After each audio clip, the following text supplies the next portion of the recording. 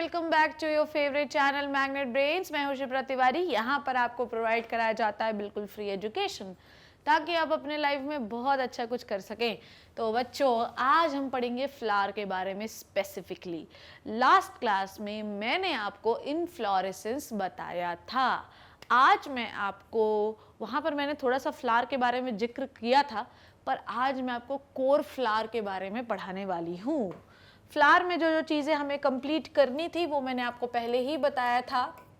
ठीक है, फ्लावर में हमें कंप्लीट करना था इनफ्लोरेसेंस। ठीक है, जो हमने ऑलरेडी कंप्लीट कर लिया है। ठीक है, इनफ्लोरेसेंस कंप्लीट करना था, so we have already done. ठीक है, उसके बाद हम बात करेंगे पार्ट्स ऑफ फ्लावर की। ठीक है, किसकी बात कर रहे हैं हम? पार्ट्स ऑफ फ्लावर की। ठीक है, पार्ट्स ऑफ फ्लावर में हम किसके किसके बारे में बात करेंगे?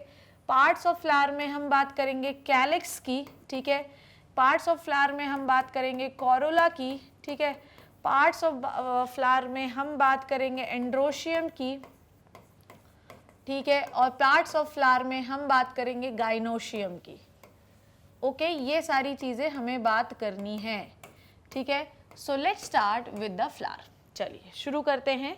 फ्लावर होता क्या है? अगर मैं आपसे बात करूँ, लास्ट क्लास में मैंने आपको पढ़ाया भी था कि what do you mean bye flower. बच्चों, फ्लावर क्या होता है? क्या होता है फ्लावर? बताओ मुझे, क्या होता है फ्लावर? लास्ट क्लास में हम लोगों ने सीखा था ये चीज़ कि फ्लावर क्या होता है। फ्लावर एक कंडेंस्ड शूट है। फ्लावर क्या है? एक कंडेंस्ड शूट होता है। ठीक है, फ्लावर प्लांट का रिप्रोडक्टिव स्ट्रक्चर होता है। फ्लावर कंडेंस्ड शूट होता है।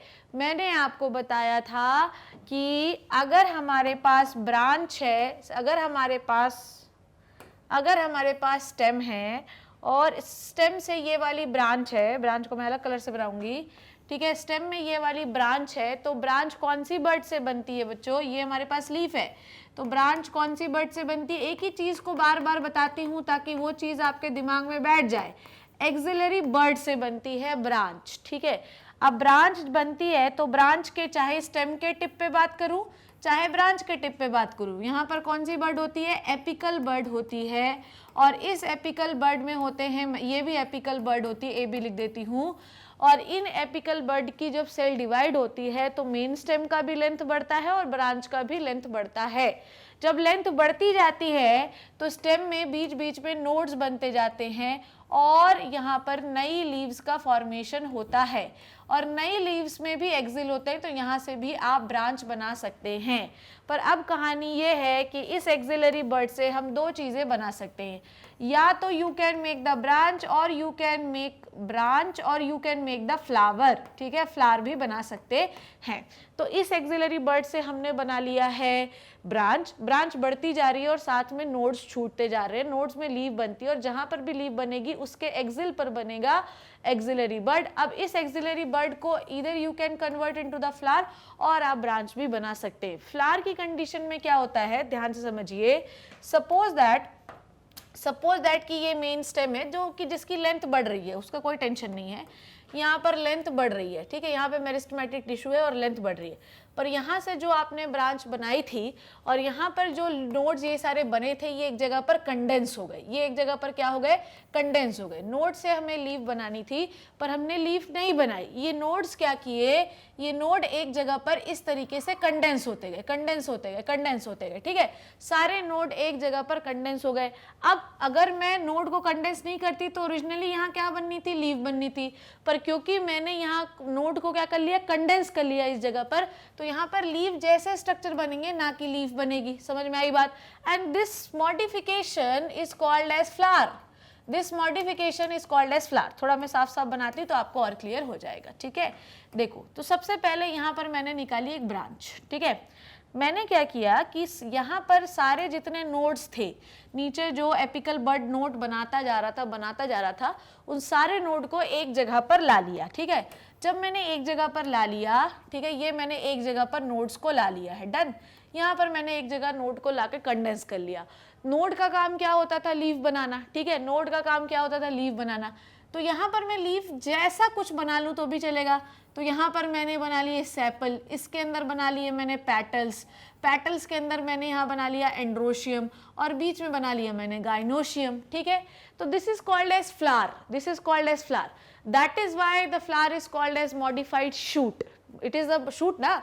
फ्लावर क्या होता है, फ्लावर में जो भी आप कैलेक्स, कोरुला, एंड्रोशियम, गाइनोशियम देते हो ना, ये पत्ती जैसा ही होता है, बस स्टेम में हमें ग्रीन ग्रीन पत्तियां मिलती है, पर अगर इस जो शूट होता है उसमें हमें ग्रीन ग्रीन पत्तियां मिलती हैं, पर अगर उनके नोड कंडेंस हो जाए तो उन पत्तियों की जगह पर उस कंडेंस्ड नोड के ऊपर पत्ती जैसा कुछ लगने लगेगा, जिसे हम एंड्रोशियम, गाइनोशियम, पेटल, सेपल कहते हैं। ठीक है, तो जब नोड कंडेंस नहीं होता है तो नॉर्मली क्या बनती हैं, पत्तियां। ठीक है, और नोड कंडेंस हो जाता है तो क्या बनती हैं, तो क्या बनता है, फ्लावर। नोड बनाने का काम है एपिकल मेरिस्टम का, पर एक्चुअली नोड बन कहाँ पर रहा है, ब्रांच पर। तो ब्रांच कौन बनाता है, एक्सिलरी मेरिस्टम। अगर एक्सिलरी मेरिस्टम ब्रांच बनाने की जगह उस जगह पर कंडेंस कर दे ब्रांच को और फ्लावर बनाने लगे तो it is the function of axillary bird. तो एक्चुअली ब्रांच और फ्लावर बनाने का काम एक्सिलरी बर्ड का होता है। यहाँ पर आप ब्रांच बना रहे हो, यहाँ पर भी आप ब्रांच बना रहे हो, पर एक्सिलरी बर्ड ने डिसाइड किया कि जितने भी नोड इस ब्रांच में हैं, यहाँ पर मैं उसे कंडेंस कर लूंगा और यहाँ पर मैं एक फ्लावर का फॉर्मेशन करूंगा। So bud and branch is the characteristics of axillary bud. ठीक है, और लेंथ बढ़ाने का काम is the characteristics of apical bud. मान लो सब यहाँ पर भी ऐसा ही मान लो, यहाँ पे सिंपली सिखाती हूँ। देखो सपोज दैट, मान लो कि ये एपिकल बर्ड थी, पर यहाँ पर सारे नोड कंडेंस हो गए नीचे वाले, तो एक्सिलरी बर्ड जो एपिकल बर्ड जो है वो टर्मिनेट हो गई और यहाँ पर क्या बन गया बच्चों, फ्लावर बन गया। तो यहाँ बहुत ही गंदा फ्लावर बनाया ना, कभी कभी सोचती हूँ मेरे बोर्ड में इतना गंदा डायग्राम कैसे बना देती हूँ मैं, है ये। अब यहाँ पर सारे एपिकल बर्ड जो सारे जो नोड्स थे वो कंडेंस हो गए, कंडेंस होकर उनमें नीचे ऊपर क्या बना लिया, फ्लावर बना लिया। अब कंडेंस जहाँ पर हुआ तो कंडेंस्ड को आप कहते हैं थैलेमस। क्या कहते हैं, थैलेमस। अभी इसके बारे में पढ़ा रही हूँ मैं। और ऊपर जो चीज बनी, it is the modified leaf, it is the modified leaf. अगर आप कंडेंस नहीं करते तो नॉर्मली यहाँ लीफ बनती, पर आपने कंडेंस करके थैलेमस बना दिया नोड को और ऊपर उसके मॉडिफाइड लीफ लगा दी, which is a part of flower. ठीक है, अब आगे पढ़ते हैं। ये कहानी आपको समझ में आ गई होगी कि फ्लावर का फॉर्मेशन किस तरीके से होता है। अब अगर मैं एक फ्लावर का डायग्राम बनाऊं, ध्यान से देखो, अगर मैं एक फ्लावर का डायग्राम बनाऊं तो ये एक कंडेंस्ड स्ट्रक्चर होता है जहां पर फ्लावर लगा हुआ होता है, and this condensed structure is called as thalamus. Thalamus, ठीक है, थैलेमस को हम रिसेप्टिकल भी कहते हैं। क्या कहते हैं, रिसेप्टिकल। थैलेमस बना कैसे है, थैलेमस बना है बच्चों by the condensation of nodes. ठीक है, नोड पे क्या बनती थी, लीफ पर, क्योंकि हमने नोड को कंडेंस करके थैलेमस बना लिया तो ऊपर लीफ की जगह कुछ और बनने लगेगा। ठीक है, और हर नोड पर एक लीफ बनती थी। यहाँ पर सारे नोड कंडेंस हो गए हैं तो जितनी भी लीफ लाइक स्ट्रक्चर बनेंगे वो सब एक कतार में बनेंगे, सर्कल में बनेंगे। ठीक है, क्योंकि सारे नोड एक जगह पर आ गए तो अब चीजें सर्कल में बनानी पड़ेगी। यहाँ पर जब नॉर्मल था तो एक नोड पर आप एक लीफ बना देते थे, अब यहाँ पर एक नोड थोड़ी है, यहाँ पर बहुत सारे कंडेंस नोड है, तो आपको फ्लावर एक कंडेंस चीज की तरह दिखाई देगा। सिंगल लीफ आपको कंडेंस नहीं दिखती क्योंकि एक नोड पे एक लीफ बनती, पर सारे नोड को जब आप कंडेंस कर देंगे फ्लावर बनाने के लिए तो जितनी भी चीजें फ्लावर में होंगी वो सब आपको एक ग्रुप के रूप में दिखाई देंगे। That is what is called as flower बच्चों। चलो आ जाओ आगे देखते हैं। अब फ्लावर जिस डंडी से जुड़ा हुआ होता है, फ्लावर जिस डंडी से जुड़ा हुआ होता है इसे आप कहते हैं पेडिसिल। क्या कहते हैं, पेडिसिल। ये इसी को आप कहते हैं स्टॉक। क्या कहते हैं, इसी को आप स्टॉक। ठीक है, ये समझ में आ गई बात। थैलेमस, अब थैलेमस के ऊपर क्या जुड़े हुए होते हैं, थैलेमस के ऊपर जुड़े होते हैं फ्लावर के पार्ट्स। ठीक है, इसके ऊपर जुड़े होते हैं, इसके ऊपर जुड़े रहते हैं पार्ट्स ऑफ फ्लावर। ठीक है, इसके ऊपर जुड़े होते हैं पार्ट्स ऑफ फ्लावर। अब आपको समझ में आना चाहिए, ये जो थैलेमस के ऊपर पार्ट ऑफ फ्लावर जुड़े रहते हैं ये सर्कल में जुड़े रहते हैं। जैसे कि एक होता है बाहर का सर्कल। ठीक है, बाहर के सर्कल में हमें जनरली क्या देखने के लिए मिलता है वो मैं भी आपको बताती हूँ। फिर उसके बाद आपको अंदर का सर्कल देखने, थोड़ा मोटा ही बना दिया। ठीक है, फिर उसके बाद एक इसके अंदर का सर्कल हो गया। ठीक है, फिर एक इसके अंदर का एक और सर्कल हो गया। ठीक, ये फिर उसके बाद इसके अंदर का एक और सर्कल हो गया ये। तो इस तरीके से फ्लावरिंग पार्ट जो होते हैं वो आपको सर्कल में दिखाई देते हैं। नाउ अब हमको ये देखना है कि फ्लावर में पार्ट कौन कौन से होते हैं। देखिएगा पार्ट्स ऑफ फ्लावर, अभी मैं इसको डिटेल में नहीं ले रही हूँ, अभी मैं बस आपको इंट्रोडक्टरी पार्ट बता रही हूँ।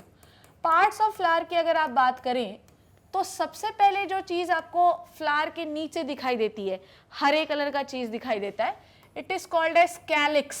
ठीक है, कैलिक्स कहते हैं इसको हम लोग। अगर मैं बात करूं इस वाले पन्ने में तो सबसे आउटर वर्ल जो है, आउटर कतार में आपको क्या दिखेगा, कैलिक्स।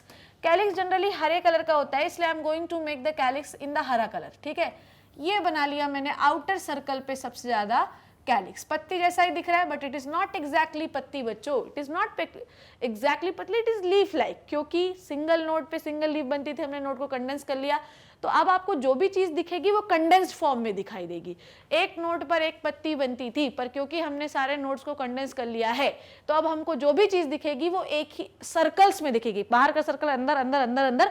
तो जब आप फ्लावर को तोड़ते हैं तो सबसे पहले हरा वाला तोड़ो, फिर पत्तियां तोड़ो, फिर उसके अंदर आओ। तो इस तरीके से आपको फ्लावर में हर चीज सर्कल में दिखती है। और हम बात करते हैं तो फ्लावर में हमें हर चीज किस में दिखती है, सर्कल में दिखती है। फ्लावर में हमें हर चीज कैसे दिखती है, सर्कल में दिखाई देती है। और इस सर्कल को हम कहते हैं वर्ल। क्या कहते हैं इस सर्कल को, हम कहते हैं वर्ल। तो सबसे आउटर वर्ल पे, सबसे आउटर वर्ल जो है ये, इसमें आपको क्या दिखाई देते हैं, सेपल। ठीक है, इसके ग्रुप को हम कहते हैं कैलिक्स। क्या कहते हैं, कैलिक्स। डन। अब आओ अंदर वाले वर्ल पे। जब आप हरे वाले पार्ट को फाड़ लेते हो तो अंदर वाला वर्ल आता है जिसमें आपको दिखाई देते हैं पेटल्स। ठीक है, जब आप पंखुड़ियां जिसको आप कहते हैं, अंदर वाले वर्ल पे आपको क्या दिखाई देते हैं, जस्ट अंदर वाले पे पंखुड़ियां, तो इसे आप कहते हो कोरोला। ठीक है, आउटर वाले वर्ल, सेकंड नंबर लिख देती हूं मैं, outer whorl second number whorl is the corolla. Corolla is the group of petal. ठीक है, कोरोला क्या होता है, group of petal. Third row पे जब आप आते हैं, पंखुड़ियां जब आप उधेड़ देते हैं तो थर्ड कतार पे आपको दिखाई देते हैं, थर्ड कतार पे मैं इस तरीके से बना देती हूँ, थर्ड ग्रीन कलर का है, थर्ड कतार पे आपको दिखाई देते हैं क्या, ठीक है, थर्ड वाले रोल पर आपको दिखाई देते हैं एंड्रोशियम। ठीक है, थर्ड वाले रोल पर आपको दिखाई देते हैं एंड्रोशियम। अब आपको अभी ये समझ में नहीं आ रहा होगा पर कोई टेंशन नहीं लेना, अभी मैं आपको फ्लावर का स्ट्रक्चर दिखाती हूँ।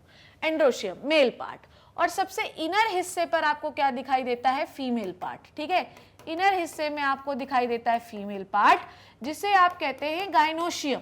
क्या कहते हैं, गाइनोशियम। अब आपको मैं ना एक फ्लावर का डायग्राम दिखाती हूँ। तो आप कोई भी फ्लावर देखो, सबसे आउटर पे आपको सेपल दिखेगा, उसके अंदर आओगे तो उसकी पंखुड़ियां दिखेंगी, उसके अंदर आओगे तो उसका मेल पार्ट एंड्रोशियम दिखेगा, उसके अंदर आओगे तो गाइनोशियम दिखेगा। ये सब नोड से ही बनते हैं, पर क्योंकि हमने सारे नोड को कंडेंस कर दिया इसलिए हमें हर चीज अब सर्कल में दिखाई देती है बाहर से अंदर की ओर। तो ये कंडेंस्ड शूट है, तो सारे नोड कंडेंस्ड होकर लीफ लाइक स्ट्रक्चर बनाते हैं, and this condensed form of shoot called as flower. आइए अब मैं आपको यही चीज दिखाती हूँ। देखो यहां पर आपको और दिखाई देगा। चलो देखो क्या देखा आपने, फर्स्ट वर्ल्ड में, फर्स्ट अगर आप फ्लावर को देखो तो सबसे आउटर की ओर आपको क्या दिखाई देता है, सेपल। देखो कितना बढ़िया बनाया हुआ है। तो मैंने आपको क्या बताया कि फ्लावर एक रिप्रोडक्टिव यूनिट है एंजियोस्पर्म्स की, मगर मतलब अगर आप एंजियोस्पर्म और जिम्नोस्पर्म में फर्क करें तो यही फर्क होता है दोनों में। एंजियोस्पर्म का बेसिक कैरेक्टरिस्टिक्स है फ्लावर बनना। मतलब अगर दुनिया में आप एंजियोस्पर्म के बारे में पढ़ रहे हो बच्चों, तो फ्लावर आपको पढ़ना ही पड़ेगा, और फ्लावर होना किसी भी प्लांट के लिए बहुत ही गर्व की बात है। ठीक है, ये एक मॉडिफाइड शूट है, ये मैंने आपको बताया। इस मॉडिफाइड शूट में जब नोड कंडेंस हो जाते हैं तो जितने भी नोड में लीफ बनने वाली होती है वहां लीफ नहीं बनेगा, वहां पर लीफ की जगह लीफ जैसा कुछ और बनने लगेगा, विच is the part of flower. पर क्योंकि आपने नोड सारे एक जगह ला लिए तो आपको जो भी नोड में बनने वाली चीजें थी अब उसको भी कंडेंस करना पड़ेगा, तो वो आपको सर्कल्स में दिखाई देने लगेगी। तो सबसे आउटर सर्कल में आपको सेपल दिखाई देगा, and the group of sepal is called as calyx. Second row पर आपको अंदर पंखुड़ियां दिखाई देंगी, and the group of petal is called as corolla. Last में थर्ड नंबर पे मैंने आपको क्या बताया, androecium which is the male part.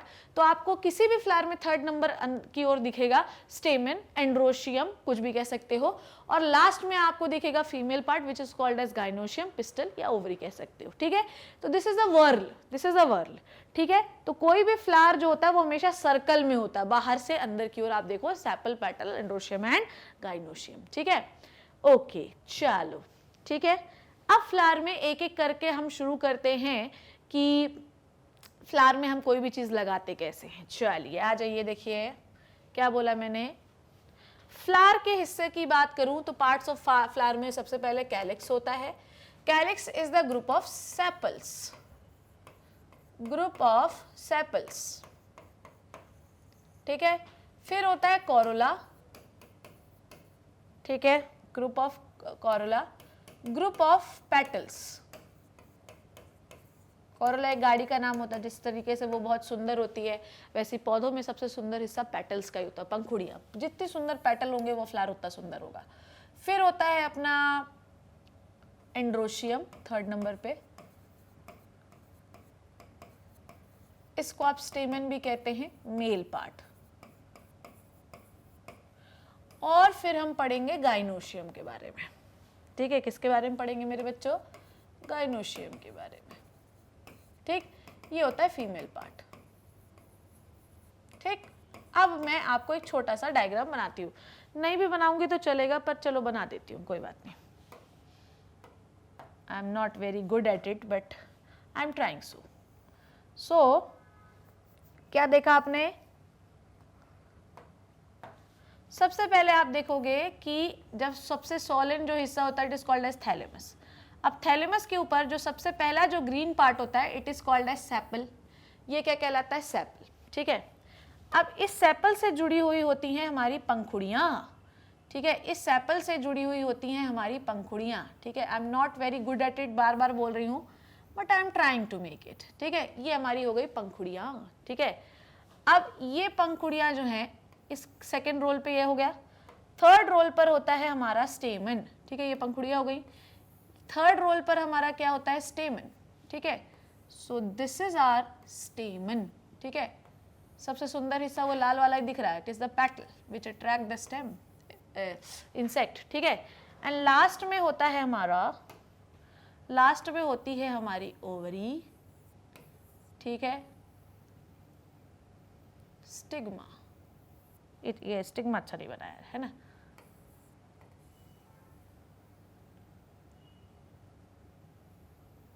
Okay चलो अब देखो क्या क्या क्या है, ध्यान से देखेंगे सब लोग। तो ये है हमारा पेडिसल, ठीक है। ये क्या है हमारा? पेडिसल स्टाक, जिससे आपका थैलेमस जुड़ा हुआ होता है। सबसे ऊपर जो सॉलिड हिस्सा होता है it is called as thalamus.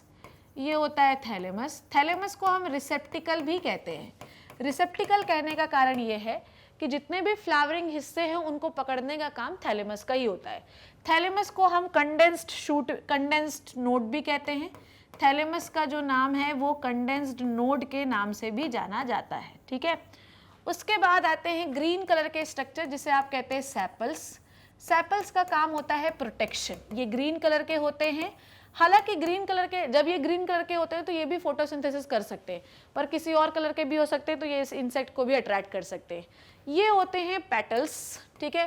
Petals का मतलब होता है पंखुड़ियाँ। इसका काम सिर्फ और सिर्फ होता है इंसेक्ट को अट्रैक्ट करना। क्या करना बच्चों? इंसेक्ट अट्रैक्शन का काम करती हैं ये, ठीक है। इंसेक्ट को अट्रैक्ट करने का काम करते हैं ये, ठीक है। उसके बाद ये होता है इनका स्टेमन, और ये वाला हिस्सा होता है इसका इंथर, ठीक है, एंथर, ठीक। और ये जो डंडी आपको दिखाई दे रही है it is called as filament, ठीक है। और इन दोनों को हम एक साथ कह सकते हैं स्टेमन। क्या कह सकते हैं बच्चों? स्टेमन। और ये इनका मेल पार्ट है। क्या है इनका? मेल पार्ट है, ठीक। उसके बाद आइए, now this is the ovary, ठीक है। ये इनका फूला हुआ हिस्सा इज ओवरी, ठीक है। ये है इसका स्टाइल, ठीक है। और ये है इसका स्टिग्मा, ऊपर वाला ये जो हिस्सा होता है this is called as stigma. अब स्टिग्मा, स्टाइल, ओवरी, इन तीनों को मेरे बच्चों एक साथ मैं कहती हूं पिस्टल। पिस्टल क्या कहती हूं? पिस्टल। और इसे मैं कह सकती हूं गाइनोशियम भी, ठीक है। It is the female part, ठीक है। अब क्या समझा आपने? This is the basic structure of flower. I don't think so कि ये आपको आता नहीं होगा, ये तो अपन बचपन से ही जब से फ्लावर का डायग्राम पढ़ रहे हैं तब से पढ़ते आ रहे हैं, ठीक है। अब आगे सुनिए, देखिए ऐसा ही बना होगा ये। Calyx, calyx is what? The group of sepal responsible for the अगर ये कलरफुल है तो इंसेक्ट अट्रैक्शन, अगर ये कलरफुल नहीं है तो photosynthesis. Now next thing is the anther. Anther के नीचे जो डंडा है फिलामेंट, इसको आप कहते हो एंड्रोशियम, ठीक है। और ovary style stigma, it is the gynoecium pistol भी कह सकते हैं। पंखुड़ियों को कोरोला कहते हैं। ये कहानी क्लियर हो गई। यही चीज मैंने भी आपको बताई, सेम टू सेम, इसमें कोई difference I don't think so होगा। आगे पढ़ते हैं हम लोग, क्या बोल रही हूं मैं, चलिए ठीक है। सो थैलेमस क्या होता है, फ्लावर में डिटेल थोड़ी सी पढ़ लेते हैं। थैलेमस क्या होता है? थैलेमस नीचे का सूजा हुआ हिस्सा होता है जो कि पेडिसिल से जुड़ा हुआ होता है। इसके ऊपर 4 रोल होते हैं, वर्ल रोल बोलती हुआ, वर्ल, आउटर वर्ल कैलिक्स, उसके इनर वन कोरोला, उसके इनर वन एंड्रोशियम, उसके inner one gynoecium. Calyx and Corolla, ठीक है। अब मैं आपको बताती हूँ, ध्यान समझिए। ये जो कैलिक्स एंड कोरोला है, कहाँ लिखे हैं यार,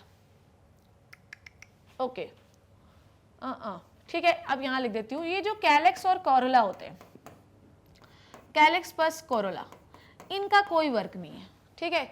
ये सिर्फ क्या करते हैं, इंसेक्ट को बुलाना, आजा आजा आजा, हम लोग फर्टिलाइजेशन करते हैं। तो इनका ऐसा सच कोई बहुत ज़्यादा काम नहीं है। तो इसे हम कहते हैं non essential part of flower. क्या कहते हैं इन्हें हम? नॉन एसेंशियल पार्ट कहते हैं।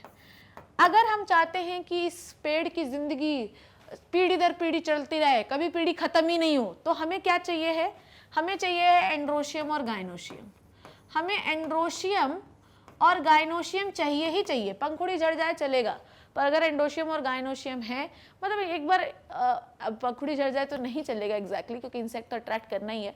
पर अगर पंखुड़ी थोड़ी बहुत कलरफुल होगी, कम कलरफुल होगी, छोटी होगी, तो भी चलेगा। यहाँ पर आपको क्या करना है, यहाँ पर अगर ये झड़ भी जाए तो भी कुछ जो है इंसेक्ट होते हैं वो एक्सीडेंटली आकर तो पोलन ग्रेन दे ही देते हैं स्टिग्मा को, तो इतना कोई टेंशन नहीं है। पर अगर एंड्रोशियम और गाइनोशियम ही नहीं है आपके, तो फर्टिलाइजेशन कैसे होगा, ये बात याद है, ठीक है।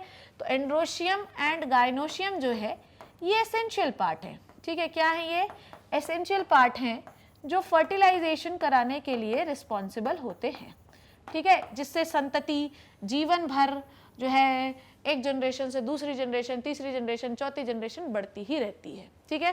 यही चीज़ यहाँ पे लिखा भी हुआ है कि कैलिक्स एंड कोरोला, इसको हम नॉन एसेंशियल पार्ट कहते हैं, इसे हम एसेसरी पार्ट कहते हैं, क्योंकि ये सारी कहानी में हेल्प करते हैं। क्या हेल्प करते हैं?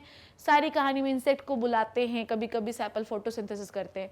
पर अगर मैं एंड्रोशियम और गाइनोशियम की बात करूं तो ये मेन रिप्रोडक्टिव पार्ट है, और इस अगर ये नहीं होंगे तो जीवन में कभी इनके जैसा नया फ्लावर, नया प्लांट नहीं आ सकता, ठीक है। ओके, अब क्या होता है, ठीक है, यहाँ पे आप लोगों को क्लियर हो गया। अब आगे की कहानी सुनाती हूँ मैं, चलिए शुरू करूँ। अब देखो यहाँ पर एक और चीज़ जो मुझे जोड़नी थी वो है पार्ट्स ऑफ फ्लावर हो गया। यहाँ पर एक और चीज़ जो मुझे जोड़नी थी, कहाँ है यार, यहाँ पर मुझे एक और चीज़ जो पढ़ानी, पार्ट्स ऑफ फ्लावर के बारे में हमने डिस्कस कर लिया है, बट लिटिल बिट, ठीक है, हमने लिटिल बिट डिस्कस किया है, अभी थोड़ा सा डिस्कस करना बाकी है, ठीक है। हमने लिटिल डिस्कस कर लिया, थोड़ा सा डिस्कस करना और बाकी है, ठीक है। अब यहाँ पर एक और चीज़ जो मुझे पढ़ानी है वो है parts of flower. Parts of flower बोल रही हूँ यार, टाइप्स ऑफ फ्लावर, ठीक है, टाइप्स ऑफ फ्लावर। अब अलग अलग समय पर मैं आपको टाइप्स ऑफ फ्लावर पढ़ाऊंगी, ठीक है। अभी के समय पर मैं आपको टाइप्स ऑफ, अभी मैं बाकी की कहानी धीरे धीरे करके आपको बताती जाऊंगी, ठीक है। टाइप्स ऑफ फ्लावर देखते हैं, चलिए आ जाइए।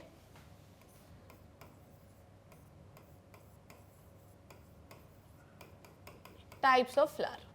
अब बेसिकली टाइप्स ऑफ फ्लावर का पहला क्लासिफिकेशन जो आज मैं आपको बताने वाली हूँ, फ्लावर समझ गए क्या होता है? अभी हम एक एक करके सबको डिटेल लेंगे। अभी तो मैंने सिर्फ आपको कहानी सुनाई कि फ्लावर क्या होता है और उनमें कौन कौन से पार्ट होते हैं। अभी मैंने कुछ आपको कुछ बताया नहीं है। Types of flower on the basis of on the basis of presence and absence of its reproductive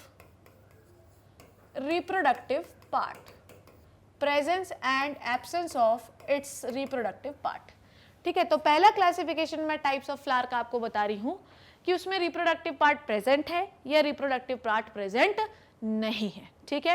आइए, इसमें हम बेसिकली 2 प्रकार के फ्लावर पढ़ेंगे। एक प्रकार का फ्लावर क्या है वो देखते जाइएगा ध्यान से। एक प्रकार का फ्लावर होता है कंप्लीट और दूसरे प्रकार का फ्लावर होता है इनकम्प्लीट। समझ में आई बात?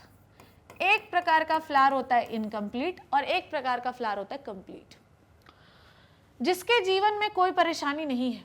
ठीक है, देखो ध्यान समझना, जिसके जीवन में कोई परेशानी नहीं है, कोई परेशानी नहीं, जीवन उनका सुखी है। ठीक है, उनके पास बीवी भी है, उनके पास पति भी है, उनको कोई दूसरा घर ढूंढने की जरूरत ही नहीं, वो एक ही घर पे पति भी रहती है, घर पे पत्नी भी रहती है। तो कंप्लीट फ्लावर क्या होता है? कंप्लीट फ्लावर वो होता है, ठीक है, जिसमें सब हो, जिसमें मेल भी हो, पति भी हो, ठीक है, जिसमें पत्नी भी हो, फीमेल। देखो कैलेक्स एंड कोरोला को हम बहुत ज्यादा एसेंशियल पार्ट मानते नहीं है, ठीक है, क्योंकि ये तो होंगे तो अच्छा होगा रिप्रोडक्शन, पर नहीं होंगे तो भी हो सकता है रिप्रोडक्शन। ठीक है, तो basically we have two types of flower, complete and incomplete. अगर आपके पास किसी फ्लावर में, ठीक है, कंप्लीट फ्लावर मतलब अगर किसी फ्लावर में मेल और फीमेल दोनों पार्ट होंगे तो इसे हम कंप्लीट फ्लावर कहते हैं। समझ में आ गई बात?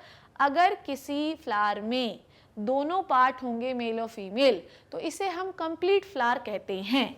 इस फ्लावर को हम बाइसेक्सुअल फ्लावर भी कहते हैं।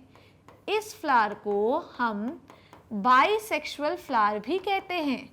इन फ्लावर को हम हर्माफ्रोडाइट फ्लावर भी कहते हैं। जैसे कि मेल और फीमेल जिसमें एक में रहता है ना, उसको हर्माफ्रोडाइट ऑर्गेनिज्म कहते हैं।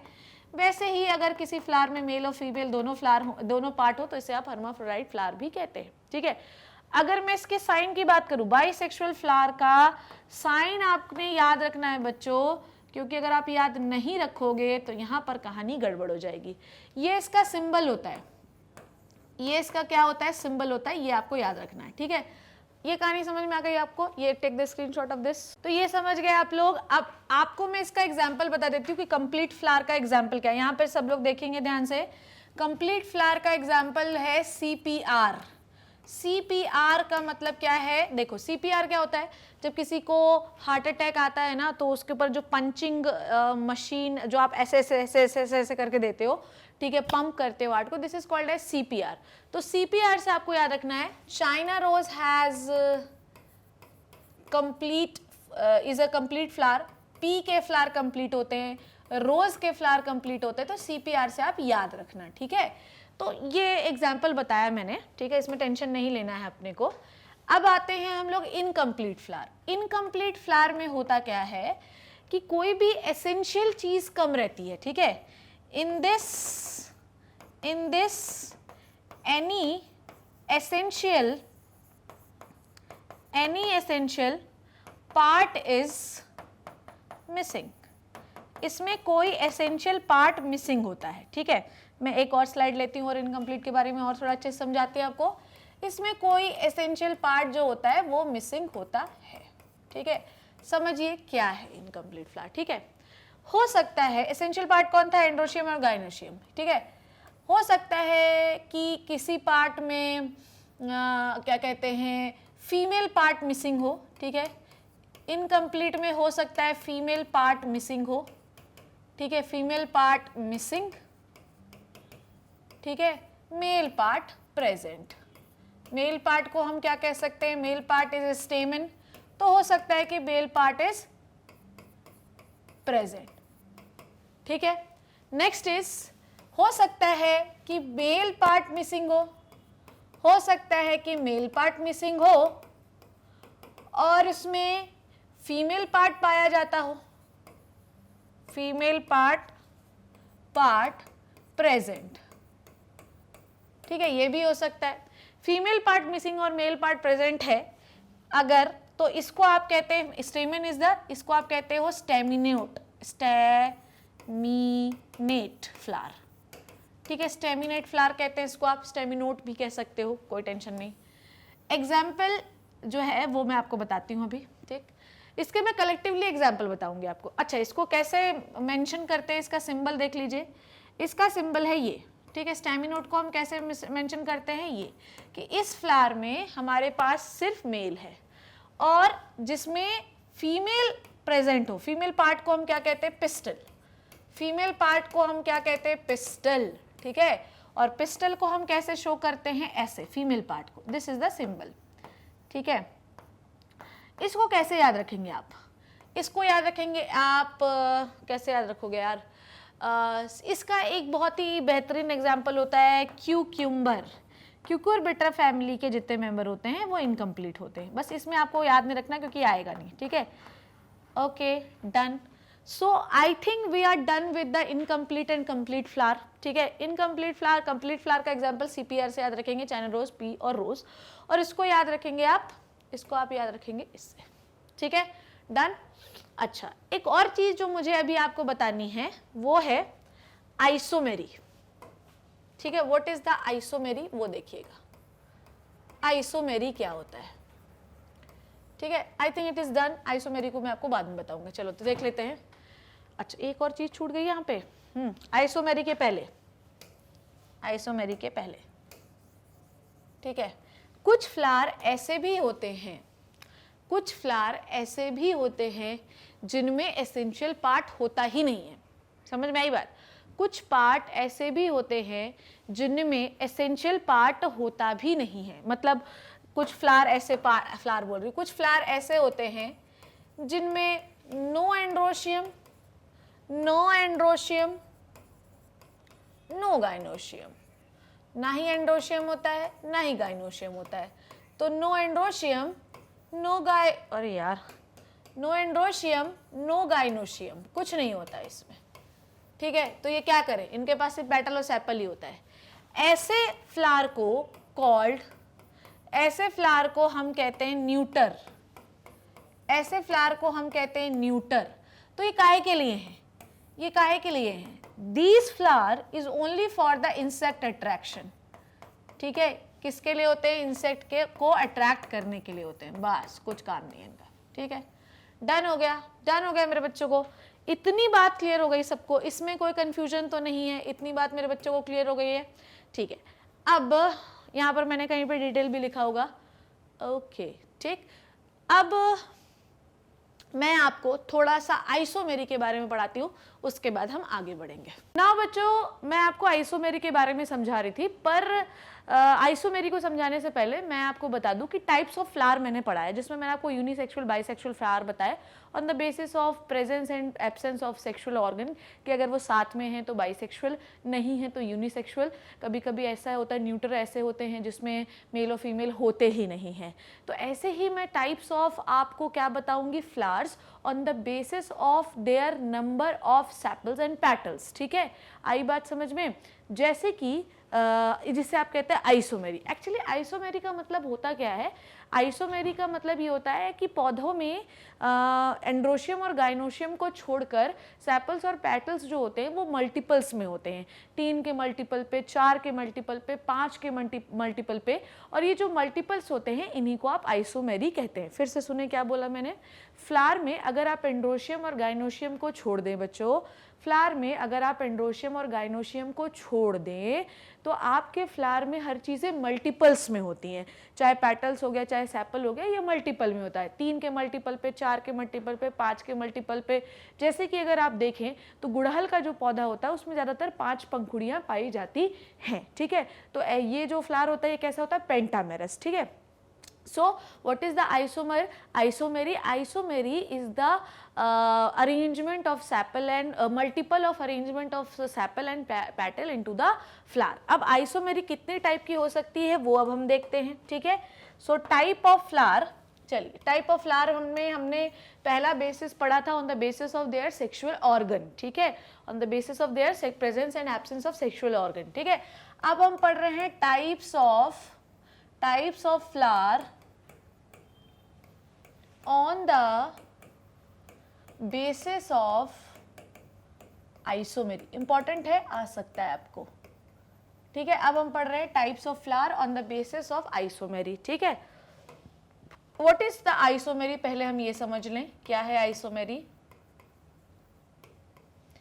It is the number or multiples, अरे यार क्या हो जा रहा है आज, it is the number or multiples of accessory part. Accessory part क्या हो सकता है? Accessory part either petal or sepal, ठीक है, ये हो सकते हैं। चलिए, so isomery is nothing, it is the number, it is the number or multiple of accessory part, ठीक है। अब आइसोमेरी के आधार पर वी हैव बेसिकली 3, 4, 5 का मल्टीपल हो सकता है, 3 पंखुड़ियाँ हो सकती, 4 पंखुड़ियाँ हो सकती, 5 पंखुड़ियाँ हो सकती हैं।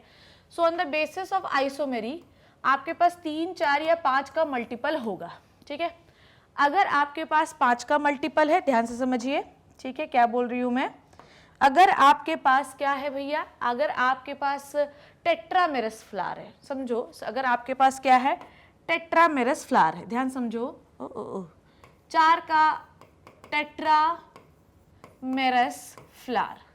अगर आपके पास 4 का मल्टीपल है, 4 आपके पास पंखुड़ियां हैं, टेट्रामेरस फ्लावर। अगर आपके पास 5 पंखुड़ियां हैं, then this is called as pentamerous flower, ठीक है। अगर आपके पास 3 पंखुड़ियां हैं, then this is called as trimerous flower, trimerous flower, ठीक है। तो on the basis of isomery there are 3 types of flower, tetramerous, pentamerous, trimerous. 4 पंखुड़ियां हैं तो टेट्रामेरस, 5 पंखुड़ियां हैं तो पेंटामेरस, 3 पंखुड़ियां हैं तो ट्राइमेरस फ्लावर, ठीक है। अब हम देखेंगे कि टेट्रामेरस फ्लावर जो होता है वो किस में पाया जाता है।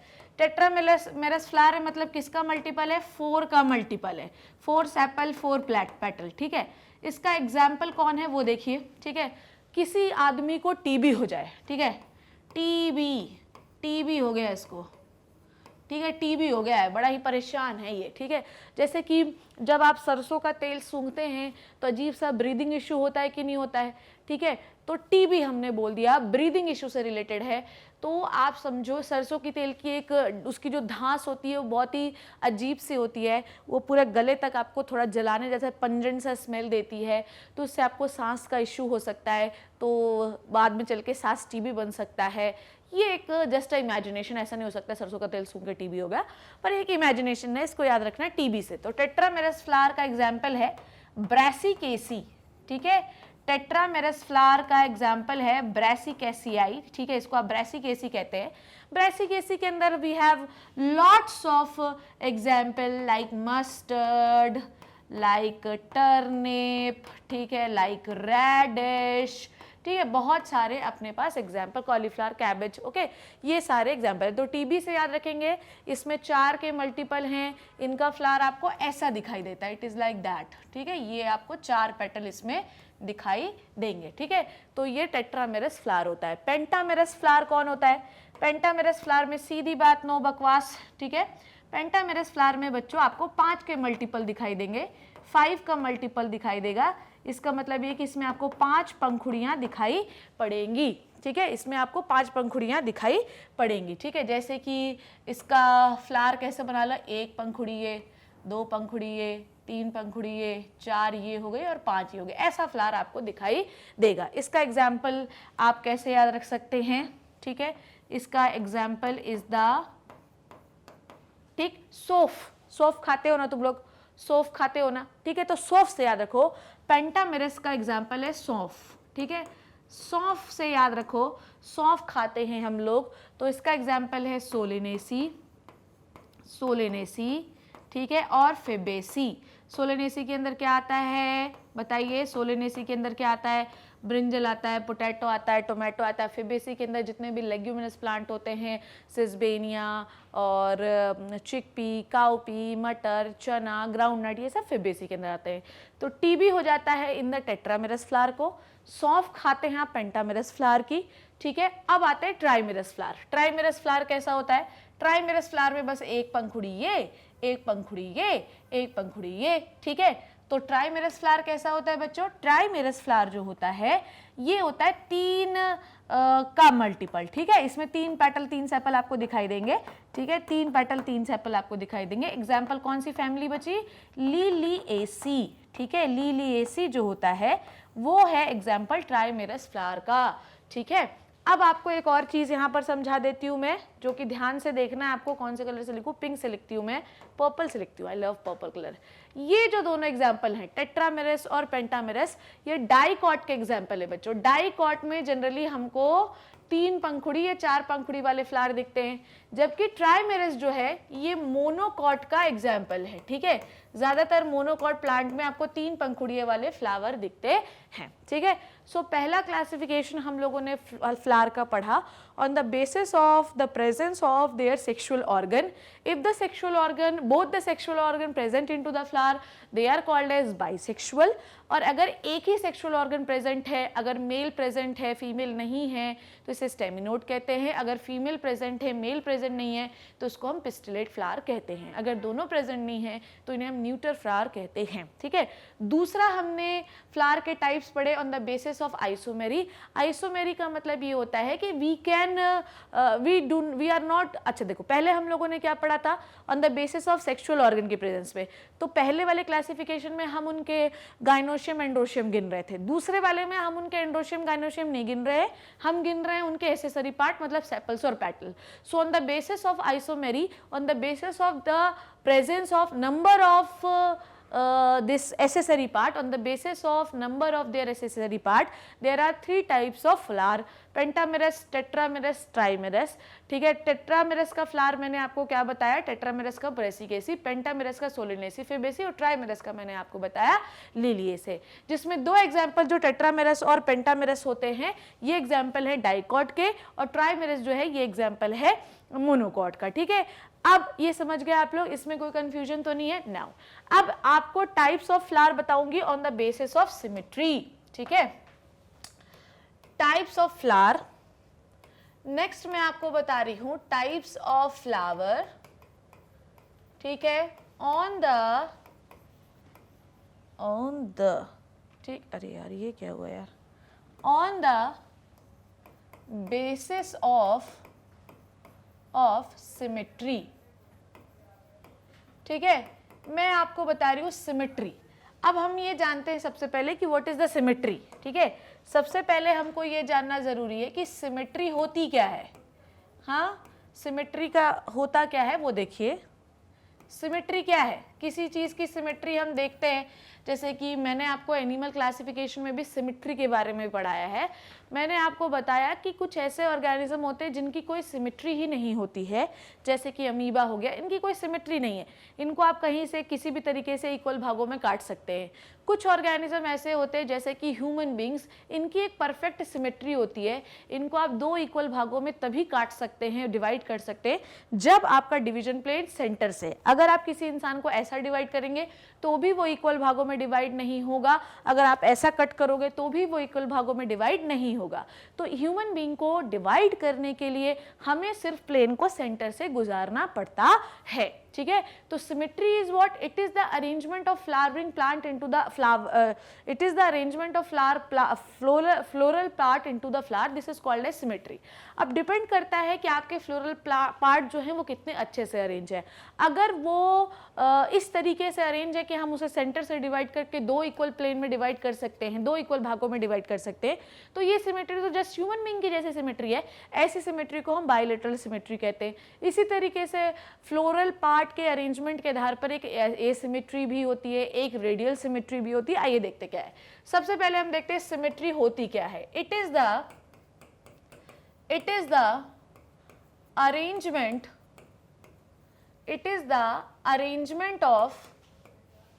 of floral part into the flower। ठीक है, फ्लावर में फ्लोरल पार्ट के अरेंजमेंट को हम उसकी सिमेट्री कहते हैं। सो सिमेट्री के आधार पर basically we have 3 types of flower. बच्चों, सिमेट्री के आधार पर we have 3 types of flower. Symmetry के आधार पर we have 3 types of flower. Number 1 is the कौन सा लिख दूं मैं? पहले लिखती हूँ रेडियल। सबसे पहले मैं बात करूंगी रेडियल सिमेट्री वाले फ्लावर की। ठीक है, फिर मैं बात करूंगी बायलैटरल सिमेट्री वाले फ्लावर की। मैं बताती हूँ इसके एग्जाम्पल के साथ, बायलैटरल सिमेट्री वाले फ्लावर की। ठीक है, फिर मैं बात करूंगी एसिमेट्रिकल फ्लावर की। ठीक है, फिर मैं बात करूंगी किसकी, एसिमेट्रिकल फ्लावर की। डन। सो हमारे पास तीसरा भी क्लासिफिकेशन टाइप्स ऑफ फ्लावर का आ गया। पहला हमने सेक्सुअल ऑर्गन के आधार पर पढ़ा, दूसरा हमने आइसोमेरी के आधार पर पढ़ा, तीसरा हम सिमेट्री के आधार पर पढ़ रहे हैं। सो ध्यान से देखो रेडियल सिमेट्री बिल्कुल बहुत बहुत बहुत आसान है। देखो रेडियल सिमेट्री में यहाँ समझाती हूँ क्या होता है। जैसे हमारे पास मैंने आपको क्या बताया था, जैसे कि मैंने आपको बताया स्टारफिश, ठीक है, सपोज दैट कि ये स्टारफिश है, ठीक है, थोड़ा starfish is like amoeba only, ठीक है, ऐसा दिख रही। सपोज दैट कि मैंने यहाँ पर एक स्टारफिश बनाई, ठीक है। अब मैं इसको कितने इक्वल भागों में कैसे काट सकती हूँ, देखो अगर मैं अपना डिवीजन प्लेन इस स्टारफिश के यहाँ से गुजारूंगी तो मुझे 2 इक्वल भाग मिल जाएंगे, कोई टेंशन नहीं। अगर मैं सेंटर से अपना डिवीजन प्लेन ऐसे गुजारूं तो मुझे 2 इक्वल भाग मिल जाएंगे। अगर मैं सेंटर से अपना डिवीजन प्लेन ऐसे गुजारूं तो मुझे 2 इक्वल भाग मिल जाएंगे। तो रेडियल फ्लावर वो होते हैं, ये रेडियल अरेंजमेंट एनिमल में भी यही होता है। रेडियल का मतलब ये होता है कि मैं अपने फ्लावर को किसी भी प्लेन से काटूं, पर प्लेन आपका सेंटर से ही होकर गुजरना चाहिए। तो सेंटर से आपका जब प्लेन गुजरेगा तो मुझे जैसे मान लो यहाँ से गुजारा तो मुझे यहाँ 2 इक्वल प्लेन मिल गए, 2 इक्वल भाग मिल गए, ऐसे काटा तो मुझे कई बार अलग अलग प्लेन से भी डिवीजन गुजारने के बावजूद मुझे 2 इक्वल भाग मिल जाते हैं। ऐसे गुजारती हूँ तो भी, ऐसे काटती हूँ तो भी, ऐसे काटती हूँ तो भी। तो बेसिकली रेडियल सिमेट्री में अरेंजमेंट ऑफ फ्लावर ऐसा होता है कि आप उस फ्लावर को सेंटर से डिवाइड करेंगे तो भी 2 इक्वल भाग मिलेंगे, अगर आप इसको ऐसे डिवाइड करेंगे तो भी 2 इक्वल भाग मिलेंगे, ऐसे डिवाइड करोगे तो भी 2 इक्वल भाग मिलेंगे।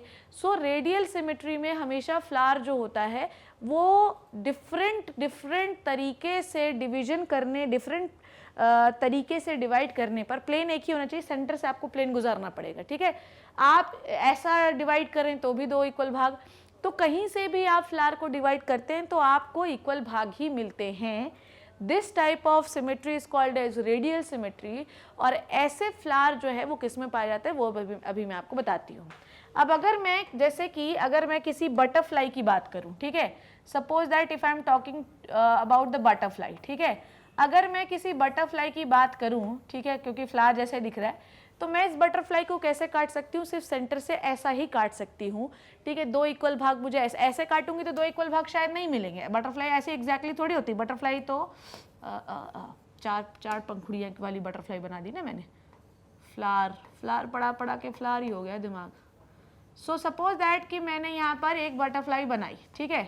अब इस बटरफ्लाई को मैं 2 इक्वल भाग में कैसे काट सकती हूँ, सिर्फ ऐसा, ठीक है। अगर मैं ऐसा काटूंगी तो नहीं शरीर बराबर कटेगा, ऐसा काटूंगी तो शरीर बराबर नहीं कटेगा। तो अगर आप डिवीजन प्लेन सेंटर से गुजारते हैं तभी आपको 2 इक्वल भाग मिलेंगे। किसी और प्लेन से आप काटने लगोगे तो आपको कभी भी 2 इक्वल भाग नहीं मिलेंगे। This type of symmetry of organism or flower is called as bilateral symmetry. इसका एग्जाम्पल, बेहतरीन एग्जाम्पल एक ह्यूमन बीइंग भी है। ह्यूमन बीइंग को आप सिर्फ सेंटर से काटेंगे तो ही 2 इक्वल भाग मिलेंगे बच्चों। आप ऐसा काटोगे इंसानों को तो नहीं मिलेगा, ऐसा काटोगे तो नहीं मिलेगा। तो आप अगर सेंटर से अपना डिवीजन प्लेन गुजारते हैं तो मुझे 2 इक्वल भाग मिलते हैं, ठीक है। रेडियल में कहीं से क्या बात की आपने, क्या आप सेंटर से कितने भी प्लेन गुजार लो, ठीक है, आपको हर बार इक्वल भाग मिलेंगे। ऐसा काटोगे तो भी, ऐसा काटोगे तो भी, ऐसा काटोगे तो भी। बायलेटरल में आप सेंटर से प्लेन गुजारते हो पर आप सिर्फ ऐसा काटोगे सेंटर से तो ही 2 इक्वल भाग मिलेंगे। अगर आपने ऐसा काटा, भले ही आपका प्लेन सेंटर से गुजार रहे हो आप, तो भी आपको 2 इक्वल भाग नहीं मिलेंगे, ठीक है। आई बात समझ में। सो बायलेटरल फ्लावर ये होते हैं। एसिमेट्रिकल फ्लावर वो होते हैं जिनको आप 2 इक्वल भागों में काट भी सकते हैं और नहीं भी काट सकते, because they don't have any symmetry. इनकी कोई सिमेट्री होती ही नहीं है।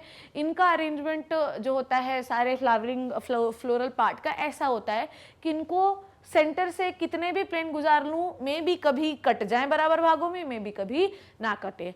तो रेडियल, बायलेटरल, एसिमेट्री, ये 3 टाइप के फ्लावर हमारे पास होते हैं। सो एसिमेट्रिकल का मतलब ये होता है कि इनकी कोई सिमेट्री नहीं होती है, ठीक है। तो रेडियल सिमेट्री में हम लोगों ने क्या बात की, रेडियल सिमेट्री में हम लोगों ने बात की, ठीक है, from the centre, from the plane of division, ऐसा लिखते हैं, from the plane of division flower divided into equal part in multiple times, या ऐसा लिख सकते हैं different parts multiple times, इतना लिख देती हूँ, ठीक है। तो सेंटर से आप बहुत सारे प्लेन्स भेजिए अलग अलग डायरेक्शन से, ऐसा ऐसा ऐसा, तो आपको मल्टीपल टाइम जो है वो इक्वल भाग मिल सकते हैं, ठीक है। यहाँ पर प्लेन ऑफ डिवीजन में सिर्फ वन टाइम ही आपको इक्वल पार्ट मिलेगा, जब आप उसको सेंटर से गुजारेंगे तो आपका वन टाइम इक्वल पार्ट मिलेगा, ठीक है। और आपका प्लेन ऑफ डिवीजन क्या होना चाहिए, ऑलवेज सेंटर से, ठीक है। बायलेटरल का मतलब होता है दो इक्वल भाग मिलेंगे किनारे किनारे वाले, ठीक है। एसिमेट्री में कोई सिमेट्री नहीं होती, काटते रहिए फ्लावर, इससे कोई फर्क नहीं पड़ेगा। डन, इतनी बात क्लियर हो गई सबको। नाउ अब आप मेरी बात को ध्यान से समझना, रेडियल फ्लावर को हम कहते हैं, ध्यान समझना, रेडियल फ्लावर को हम कहते हैं एक्टिनोमॉर्फिक फ्लावर।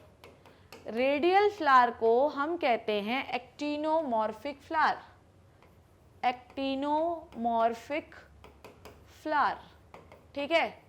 जबकि बायलेटरल फ्लावर को हम कहते हैं जाइगोमॉर्फिक फ्लावर। समझे आप क्या बोला मैंने, जाइगोमॉर्फिक फ्लावर, ठीक है। तो रेडियल फ्लावर जिसको आप सेंटर से कितने भी अलग अलग डायरेक्शन से काटने पर सेंटर से हमें डिफरेंट इक्वल पार्ट मिल सकते हैं, उसे रेडियल फ्लावर कहते हैं, या इसी का दूसरा नाम एक्टिनोमॉर्फिक फ्लावर है। बायलेटरल फ्लावर का एग्जांपल है जाइगोमॉर्फिक फ्लावर, उससे कहते हैं जाइगोमॉर्फिक फ्लावर। अब मैं आपको बताती हूँ, एग्जाम्पल्स की बात करते हैं। तो सिमेट्री हमने किसकी कौन कौन सी पढ़ी, बोलिए। सिमेट्री हमने पढ़ी एक्टिनोमॉर्फिक फ्लावर की,